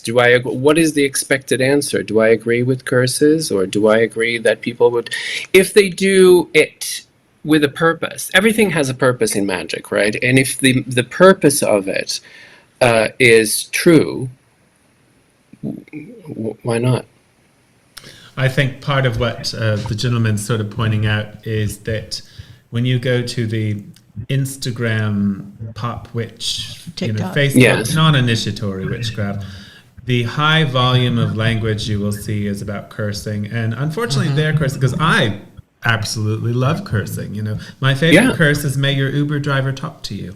I think disrespectful. cursing isn't necessarily always horrible or nefarious, but it's always about killing someone, basically. They're always trying to kill people. And my thought process there is, if you really want to kill someone, you should be willing to do it with or without magic, because the ethics are the same. It's not a separate ethic because you're doing magic now. It makes it a different moral. And in my mind, even if you can't kill people with magic because you're not talented, it doesn't mean the intent's not there. And I don't really want to spend a lot of time with people who think about killing people all the time. So I would say that those people are probably desperate in their lives and suffering from some sort of psychological trauma, that they need to go around talking on Facebook about how they want to kill people with their magical powers. I can assure you most people capable of doing such a thing aren't going to post it on Facebook. No. Ellie, what about you? Well, the idea that came in my brain was, if you're driving your car and something interferes with you and you slam on your brakes, you're avoiding a problem. I mean, I think there's a lot of, the universe is complicated. There's a lot of physical movement going on around us. We have to respond to it. We are not living in a vacuum. We've got great people and crappy people around us doing a variety of things to us or around us. So I think we have a moral obligation to control our own space, like put our brakes on or roll our windows up or say, no, I'm not having that energy in my space. I'm not participating in that kind of activity. Even to the point where we might say, I block you, I bind you. I'm not a big hexer. I've done it 2 or 3 times. I love telling the stories of when I've had to do it so that I can terrify the people around me so that they never go against me again. But it's a rarity, and I agree really with what you're saying about very Appalachian. Right, the morality of that. I wouldn't be teaching. Mostly, I teach people protective magic, because I think that probably goes far enough for most people. Guard your space, protect your place. You don't need to really work against others. If you're protected and solved, you don't need to work against others. Yeah. But there are cases, and we see it, pedophiles, predators, child stalkers, animal killers. I think that's places where we really say government and industrial Cursing or is corporate. not necessarily evil. It depends on how you go about it. And But I think what's you're going to take on your karma. You're going to have the next lifetime, multiple lifetimes, and you've really got to chew what you bite trade-off. I don't even understand the people who do it for evil. You know, I channel Cersei Lannister. You know, and the nun says she's ready to die, and Cersei says, "Oh, you're not going to die today. You're not going to die for a very long time." If I was trying to get vengeance on someone, I wouldn't go straight till death. No. Because how do I know they're not just going to be riding on a unicorn? You know, it could be better. Suffering for eternity. Well, I don't get it. Yeah. you know, in Portuguese witchcraft, we want to know who. So what we do is that we do a spell that involves a fireplace and some powder, and the next day the person will come up with spots of red in their skin. So we know that was the person that actually so talked uncovering. about us, did the deed or whatever. So it shows up, and that I like those. I like to know who it was. I just think that you have more control and you have more power over your own world. I was just telling the coven I once did a curse, and I don't mind saying this one publicly because it's fun. It was before I was Oxandrian, and I was quite young, and another witch had given me a dried owl's tongue. I know that's really weird, but I had this dried owl's tongue. So I was dating this man who I knew he was lying to me all the time. So I did a sort of bottle spell so that he would never lie to me again. And he never spoke to me again. So it worked. Levi, you were thinking. What were you thinking? Levi's thinking they're all mad. I need to become an Episcopalian. I think the vast majority of curse work that you see online, like Brandon is referencing, which also, thank you, Brandon, I'm going to drop the call, but thank you so much Raging for this question. against the machine. I think most that's instances that you see online of people talking about cursing are not effective. I think it's just sort of childish peak. Silliness. You're right. It's venting. Inventing, right? And so that's fine. You know, it's like get your psychological, decompression that you need or whatever. And it'll be like fridge art that they're showing you in the it's like pictures. not- First grade, It's not first real. graders, kindergartners.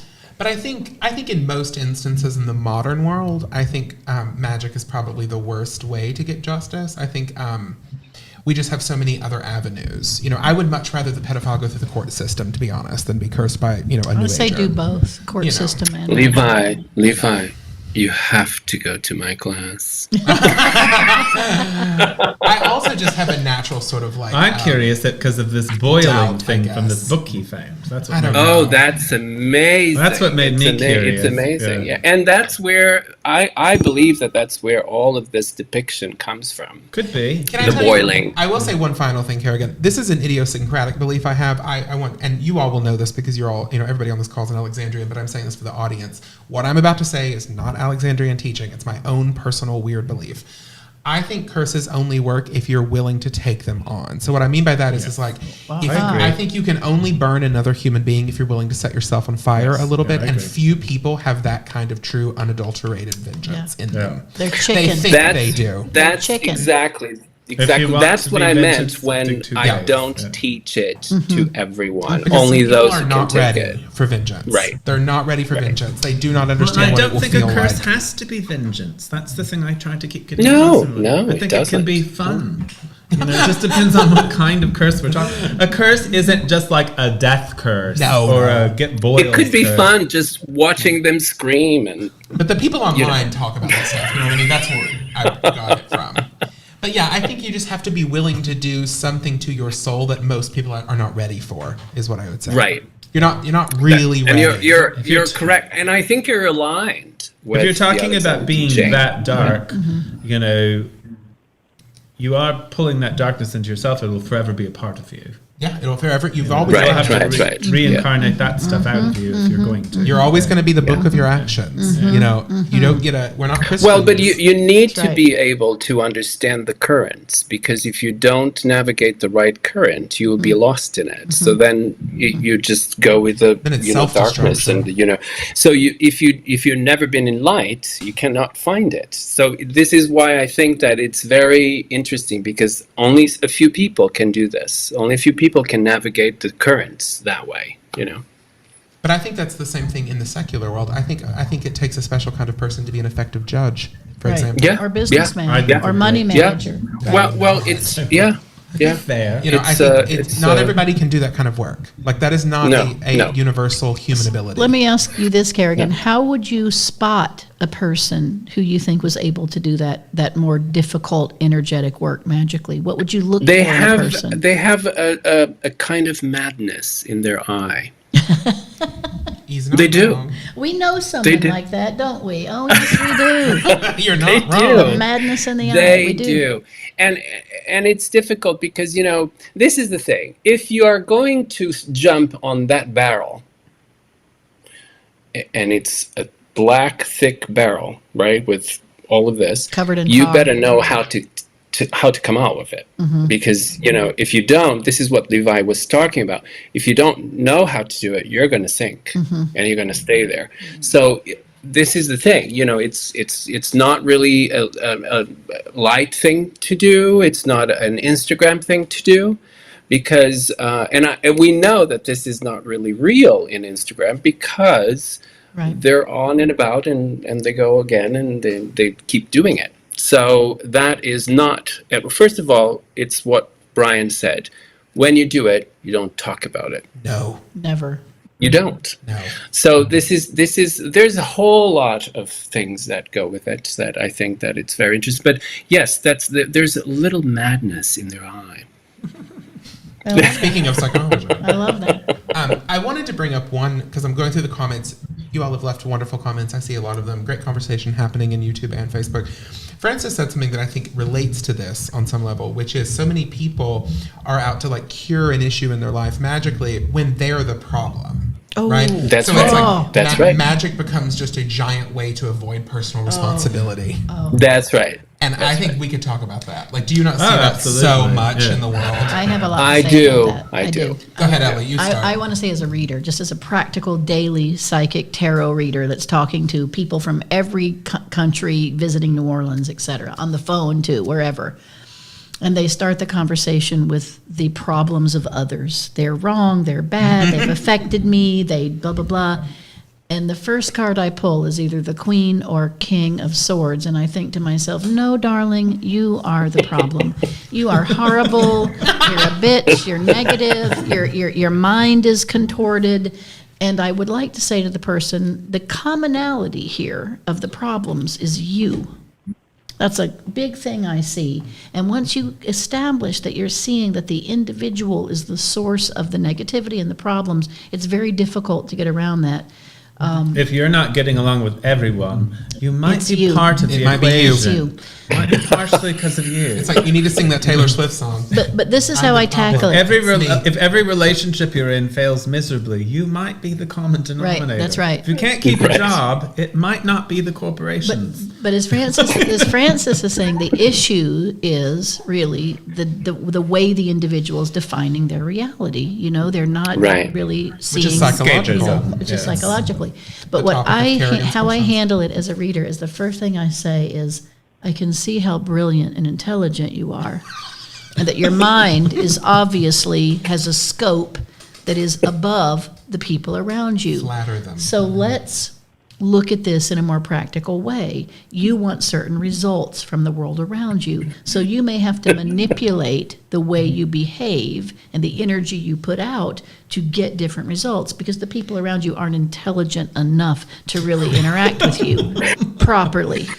This is such a good workaround. Ellie, do for you an realize and that they there's say- somebody that is watching this that it's saying, she said that to me yesterday? I know, right? There's I know, somebody watching this I going, know. This was my reading. But it's also not That was wrong. my it's, reading. It's It's also also not wrong. It's also not It's also not wrong. wrong. There is the kind of different brains that operate in different ways, and I Yeah. think it's really important to try to identify that each of us have our brain and our structure. And that's what I'm saying about magic and other kinds of things. It's just our total internal identification and description of the world around us. It's Yes. very hard to get out of yourself, no matter how hard and how much It's Jung yeah. we study and how much magic we do. It's almost impossible to get out of your own framework. It's extremely Yes. important that we maintain. That's why I brought up the superstitious thing, because it all comes down to this. A lot of people use magic as escapism. They use religion as Yes. escapism. You know, they use it as crutches. I think it's fine to lean into your religion, your craft in times of trouble. I do. You know, some of the worst times in my life, it was craft and the gods that kind of carried me through, but not as a crutch, because I was going into something that mattered to me and hanging on to the special parts of my life where everything else fell around. And guess what? It worked out because I was true to it, but if it's just escapism, it's not really going to do anything. And I know it sounds elitist, but the truth of the matter is most people playing in Magic in the general public shouldn't be. No. That's right. There's a reason why there was, a coven or a village of witch, or a village witch, because not everyone, even if they believed in magic, not everyone was doing And then it. occasionally they just killed her. But that speaks to my point. It's a rarity. I do. Well, I do think we're in the natural- minority, regardless of how it it's comes about. I think it's Yeah. a strange one wiring. thing, Karagan, I wanted to ask you, because you made this very much about psychology, like psychological language, right? Which has been the through line of your questioning. And something that has happened in the comments, and I was scrolling back, that I knew would happen. The minute that you said the topic is going to be psychology, I'm like, they're going to talk about shadow work in these comments. Out of all of Jung's concepts,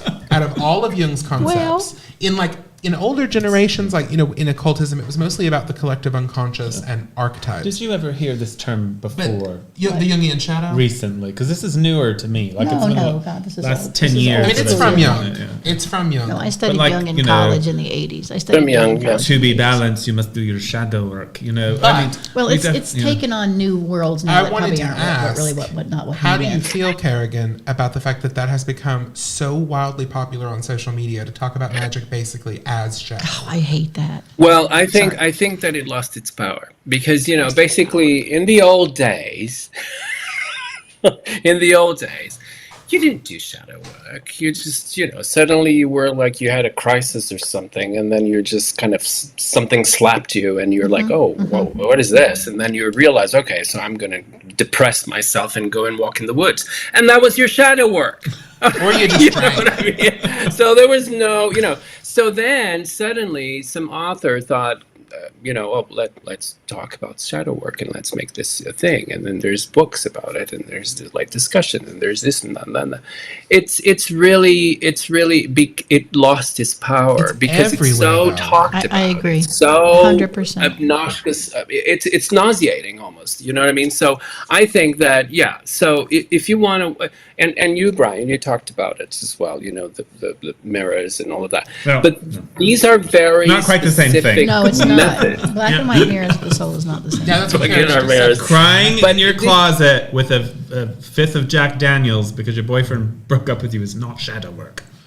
I Or also, is it? I also think relegating everything to your shadow work takes the responsibility away from yourself. You're like, oh, that's That's part of right. my It's not shadow my work. fault. It's not my fault. happened This when I is was my, young. That's my fault. Yeah, I don't like that at all. I don't like that. A lot of readers go into that these days with, oh, your shadow work.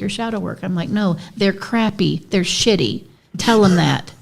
It's not their shadow work. Maybe That's that's right. what Ellie's philosophy. But that's Honey, true. maybe you're just a bad person. Maybe you're just a bad that's person. exactly it. And yeah, I do think it's kind of come into the vernacular a little bit too mushy. I don't like that at all. And it's not what Do you Jung do you meant agree either. with that, Levi? Do you agree that it lost its power? I don't mean, think it's- anybody uses it correctly. I think Brian's right. They Yeah. talk about shadow work like I'm sad. Right. And it's like shadow work right. is young. Is your subconscious My mom dies, your so now I've done unknown, shadow. your unknown It was the subconscious. part of yourself that was unknown to you. It Yes. was the part of you that you had not faced up to as Yes, an adult. It was right.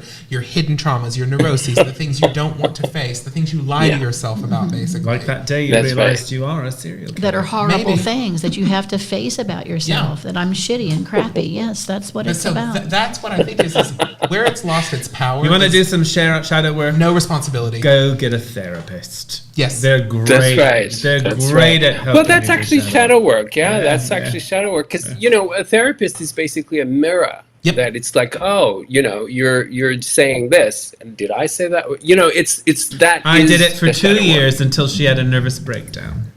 That's right. His- Until she killed the therapist.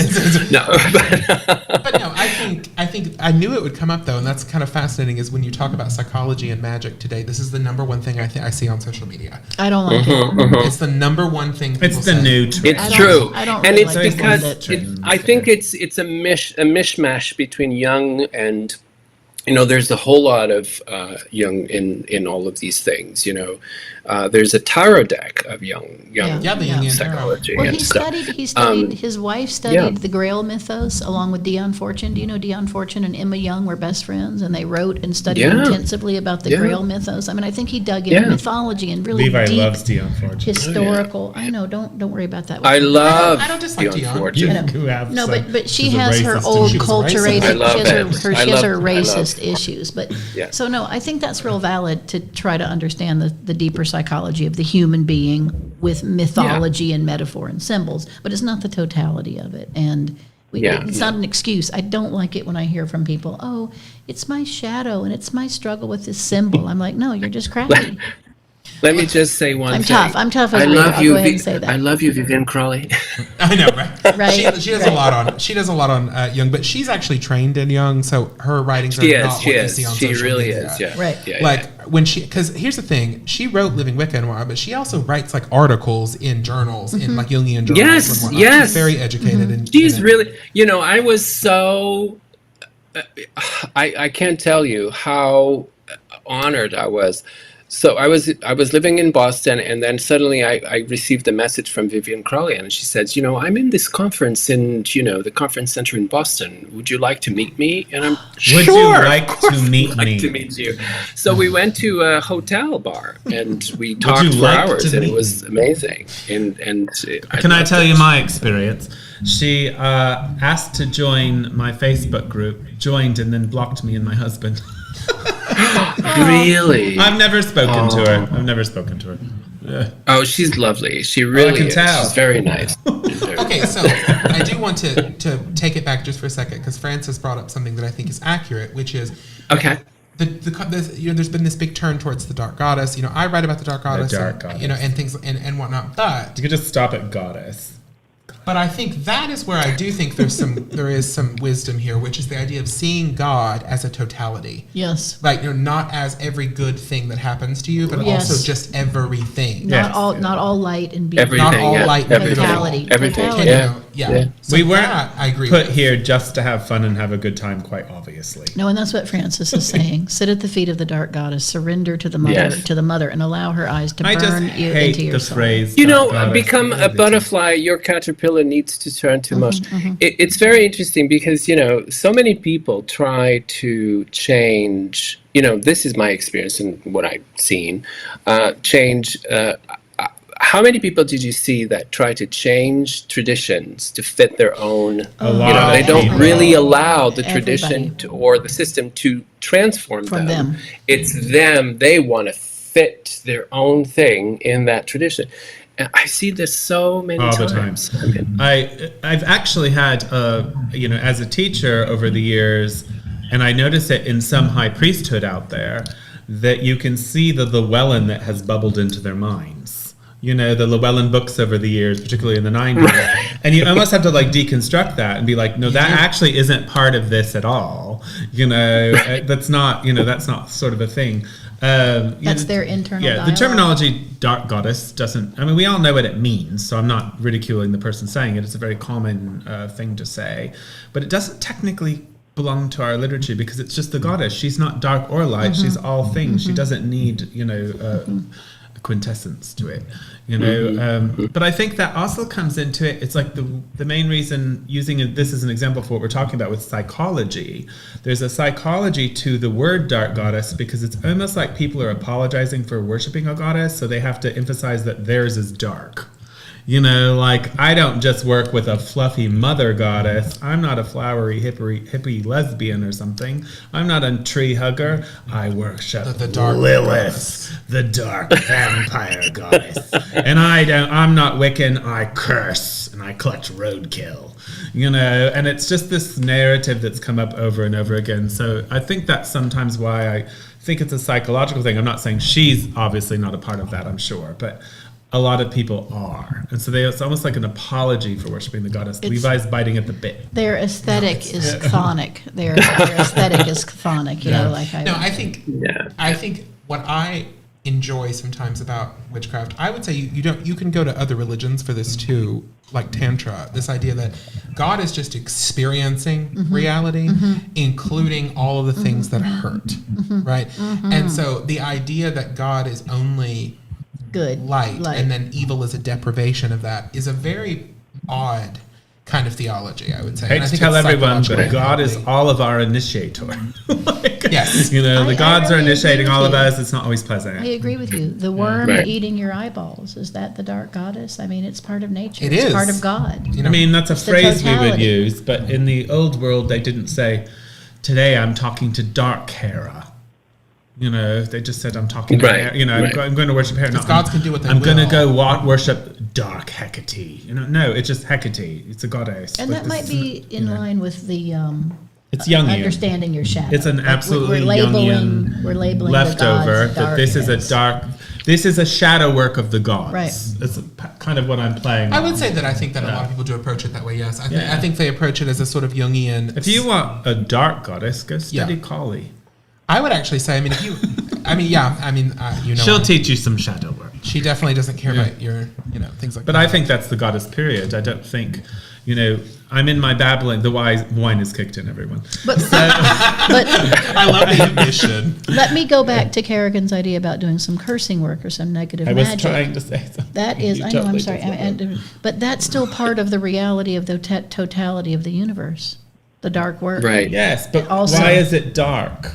That's the whole point Because we're trying to make. humans perceive it as Because it's negative, yes, and perfect, it's painful, not. That's and it's not. So Because we're racist. still thinking So in racist. medieval terms. In Right. medieval Black times, people it was are dark not and dark. light. Right. And that was it. Christian. Good and bad. Black Yes, and white. I would push back on that slightly. It's the same reason we don't say black magic and white magic anymore. We know Right. what it means, but it's outdated. I would Yeah. push slightly away in one thing, which is I do think there is truth to that. I think I'm going to say something that, I don't know if I want to say this on air, but I'm going to say it anyway. One of the most important realizations that I've had in the last 2 years is that witchcraft is not a nature religion. Initiatory craft is not a nature religion. That's a lie. It's just not true. We use the agricultural cycles as markers the way the vast majority of Earth does. That's not special. That is what almost every religion on Earth does, is they use the agricultural cycle as the marker of their days. I think that witchcraft is an initiatory ecstatic religion. And so I think we do have to realize that, like, how do I word this in a way that doesn't sound so crazy? I want to be in a... No, it doesn't sound crazy. We're with I you. want to be in a witch cult that could survive on a spaceship in the Dune Empire. I don't want to be in a witch cult that dies with the Earth. Separate from Earth. I think, but it's both. It's not separate necessarily, but I think what we're getting at with this, like, it's too medieval or it's too theosophical or it's not tied to the Earth. I would push back against that. I'm interested in the concept of union with the divine on some level, right? And I think we bring the Right. gods into the flesh so that the flesh can become God, right? We are an esoteric religion, and I want to hit what Brian said. I think way too many people have been subconsciously talking about psychology without realizing it, infected by neo-pagan thought Yes. in That's our right. communities.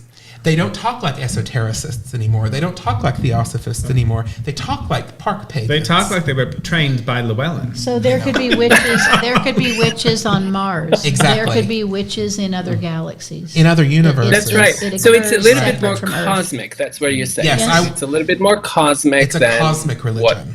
Yes. And I believe that. I believe that there are markers. And really, quite frankly, if you look at the whole set of mysteries that we have, it's actually, they're markers to cosmic realities that are above that. So it's 100%. just absolutely a I great think we're Alex- located on Earth. I think that is one of the best things Alex Sanders did, is that he made Yes. craft so much more cosmic than the Gardnerians. That's wanted to right. do. That's right. I think Alex and Maxine both had a vision for craft that was rooted in an esoteric growth of the soul. All in the liturgy, and obviously we can't spout all the liturgy off. We'll give you a little tidbit. But do you not feel we're a bit more cosmic? I think I we're do. more cosmic I do. than Gardnerians, for sure. Yeah, we definitely are. I do believe that, the goddess is connected to nature, of course, but everything in the universe, because there is, I'm not an alien person, but I believe there are other worlds, other lives. The nature of and Mars, other or some other realms.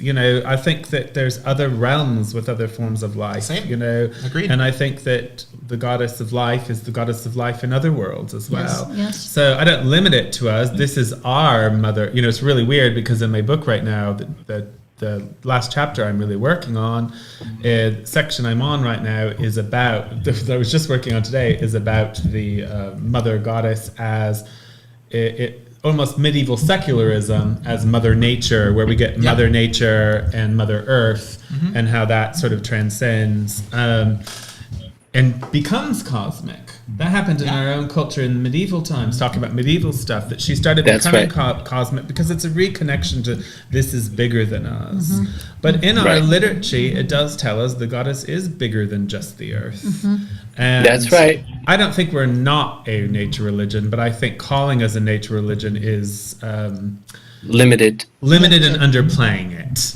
Right. I'm saying that to be bombastic. Yes, I get it. But unless you mean nature is like everything that exists. She's not just a tree. She's also a supernova. Right. No. Yes. And you know what I mean? We just find ourselves on Earth. She's So also that a was black hole. But I do think we're more cosmic than the Gardnerians. Yes. I think that's just true. Yeah, I think that Levi is Except maybe absolutely on Grandma point when Pat he says, Crowther. Grandma Pat But I think Crowther that might be a when bit cosmic. I think that when, they're going to say that Pat's is cosmic because of that thing that she did with the Zodiac. Yeah. But anyway, you said a very interesting thing, Levi, when you said, Alexander's took this. I mean, I really dare to say Alex and Maxine really elevated it into the cosmic projection, and that was their work, really. First Alex and then Maxine developed Temple of the Mother and all of that, and it really, you see that in everything, in the rituals, in the liturgy, in everything that was developed in that time. You can see absolutely, and then Alex after, with the Star Children and all of that. I mean, everything. But you do see this in other great occultists and great magicians and witches and names in the occult world, where at a certain point of their lives, near the end almost, they will take it to cosmic dimension. Are you telling me I'm going to die, Karagan? Am I talking about what? I said, you said they do it at the end of their lives. Are you telling me I'm going to die? Do you know something I don't know? No. By so fast. What I'm saying is like, they begin to see things in a cosmic dimension, but they will elevate it. And certainly Alex and Maxine did that work. We already mentioned WitchCon, Christian, but I'm about to do it again. Yes, So WitchCon. I think we've got time for one more question if Levi wants to pick one out, and then we're going to do our closing statement. WitchCon, yeah. It's flown by 2 hours so quickly. It was a great So, conversation. And also, we just are all very opinionated about the psychologization of the craft, which I think is really cool. Great Well, subject. I wasn't. Great subject. We thought we were like, is Karagan going to come up with something very Alexandrian?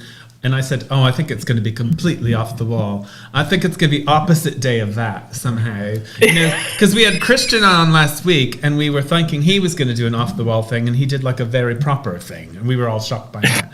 So I was like, no, it's going to be something completely different. Yeah. So I think I just have one thing to say. Go to my class on WitchCon. Yes. yes, We're going to plug that again in a second. Yes. Yes. I'm going to watch it. and also watch. We all have. Make sure you keep up with Karagan's podcast. Christian has a podcast again coming out. Hex Offenders. Keep up. I'm going to do the whole thing again. But what's a good question to end on here? So Karagan made. No, do they have one? The through line, not in the end. people? No, they're all okay. talking about WitchCon now. Well, then let's let Ellie ask the last question. Ellie, ask the last question. For all of us? Yes. Make it something we can do pithily. That's not possible.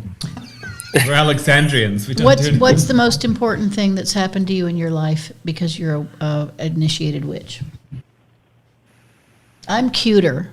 I'm just more beautiful because I'm an initiated witch. Well, actually, you're right, because, the other day yesterday, I was in this fabulous square in Tomar, which is a medieval town, and everything is medieval around us. And I was with two friends of mine, totally not witches, but very glamorous. And they said, "You don't have wrinkles." And I said, "You know what it is?" That's and she right. said, "No, what is it?" And I said, No.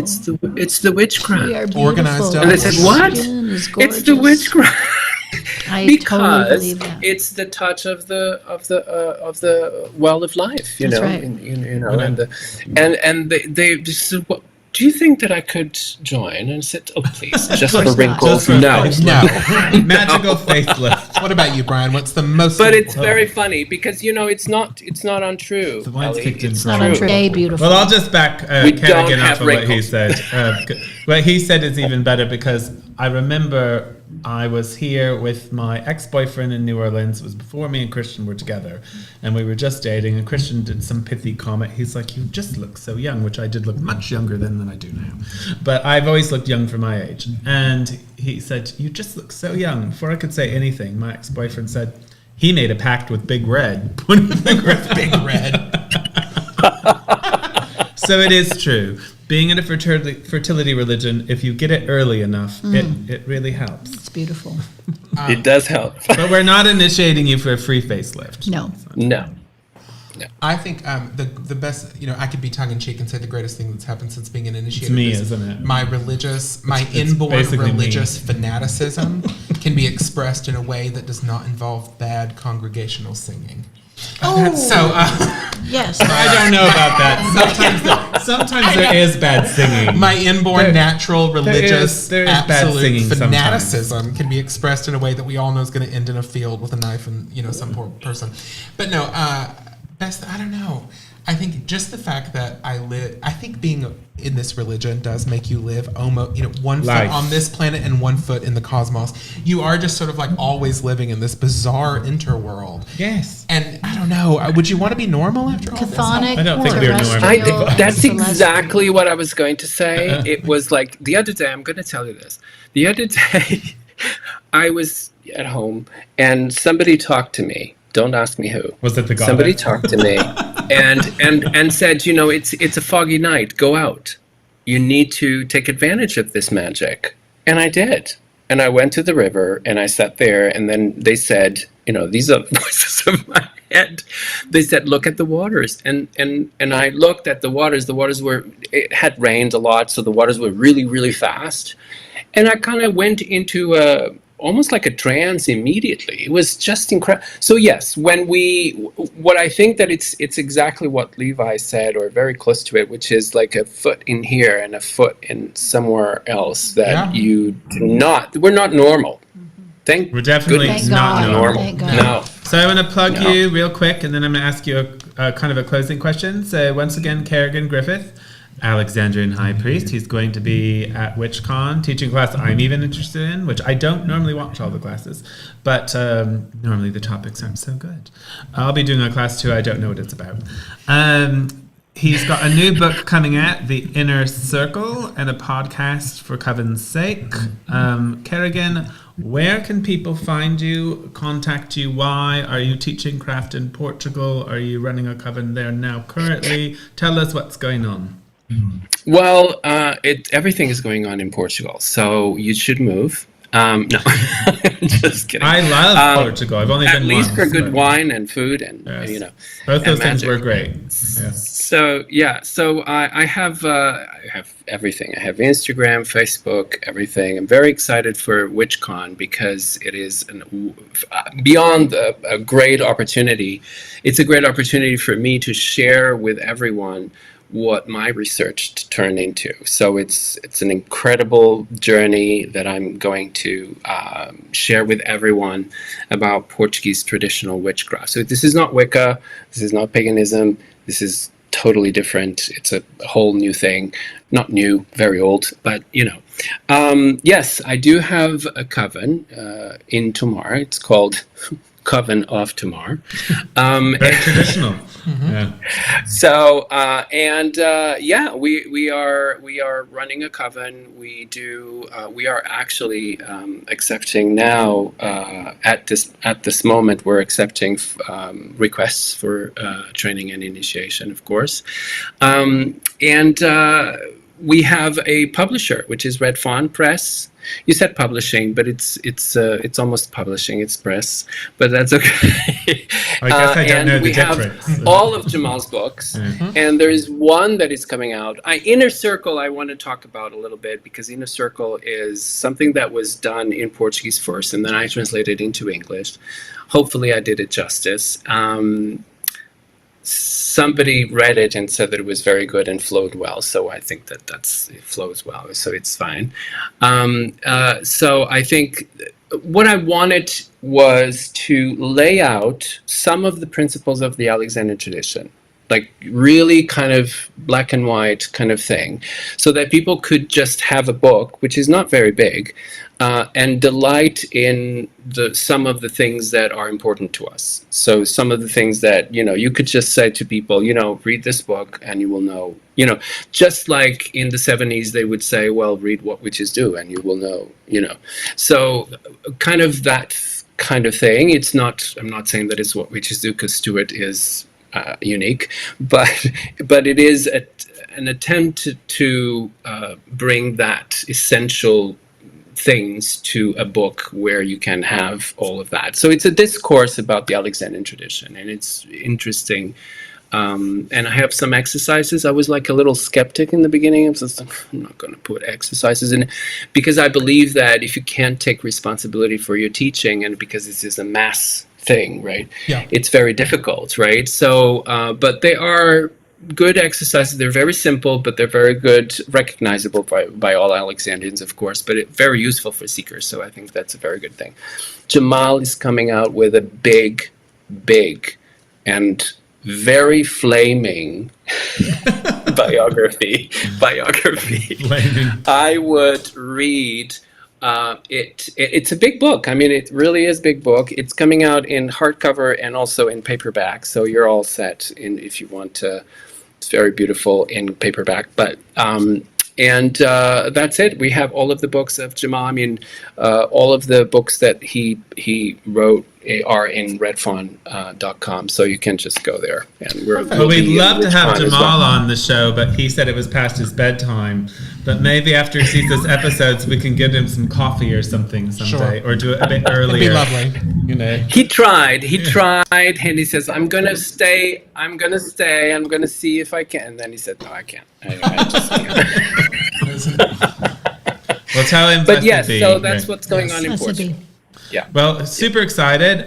We've all been to Portugal. We went to Sintra for an Alexandrian grad sabbat. We loved it. Levi and Ellie were roommates. We were. And they were drank roommates. port through the whole thing and did these wonderful videos. We did. Oh, they're so I know. But I still have as Private. blackmail. You do. He really, does. honestly. private videos. But Blackmail, yeah. as blackmail because they were really good. But Levi's like, you can't. Did post you them go to publicly. the Quinta of Regalera? Yes. Yes, Yeah. we did. We did. Yeah, of course you did. I have a whole story about that actually. But anyway, we're to the closing time now. So next week's episode is going to be our grand finale. We will not have a guest because it's our grand finale. So we will just be picking out, each of us is going to pick out our favorite episode of the season. One of us is going to pick Karagan. He's listening. Our favorite episode of the season. And we're just going to kind of rehash the season and talk about whatever you guys ask us in the questions or whatever comes to our mind. I love that. Answer We'll questions have from the random chat. questions prepared for ourselves just in case you guys don't want to talk to us. We're pretty good at just like talking to ourselves. We do it all the time. I love us. I love us. This is gonna Christian be great. says, I think Great Brian season. does talk to God because I'm always hearing him talk to himself. It's just me. Half the time it's the dogs actually that I'm talking to. But yes. But To the viewers. blessed be Karagan. Thank you for coming on. Blessed Super be, excited about thank your you. new book. Blessed Super be. excited about WitchCon. Excited for Jamal's book. Excited for your podcast. I'm glad you're doing all the great work. I have to say that Karagan saw me become an Alexandrian, not in person, but he saw me become an Alexandrian into this horrifying thing you see before you. And he's been practicing the tradition before any of us have, and I have great respect for his consistency and his husband Jamal's consistency, and he's being diligent priests of the craft. And I thank them for their support and wish them both a big blessed be. Absolutely. And hopefully Blessed we be. will get back to Blessed Portugal be. someday. So thank you all for watching this episode of Covendom. See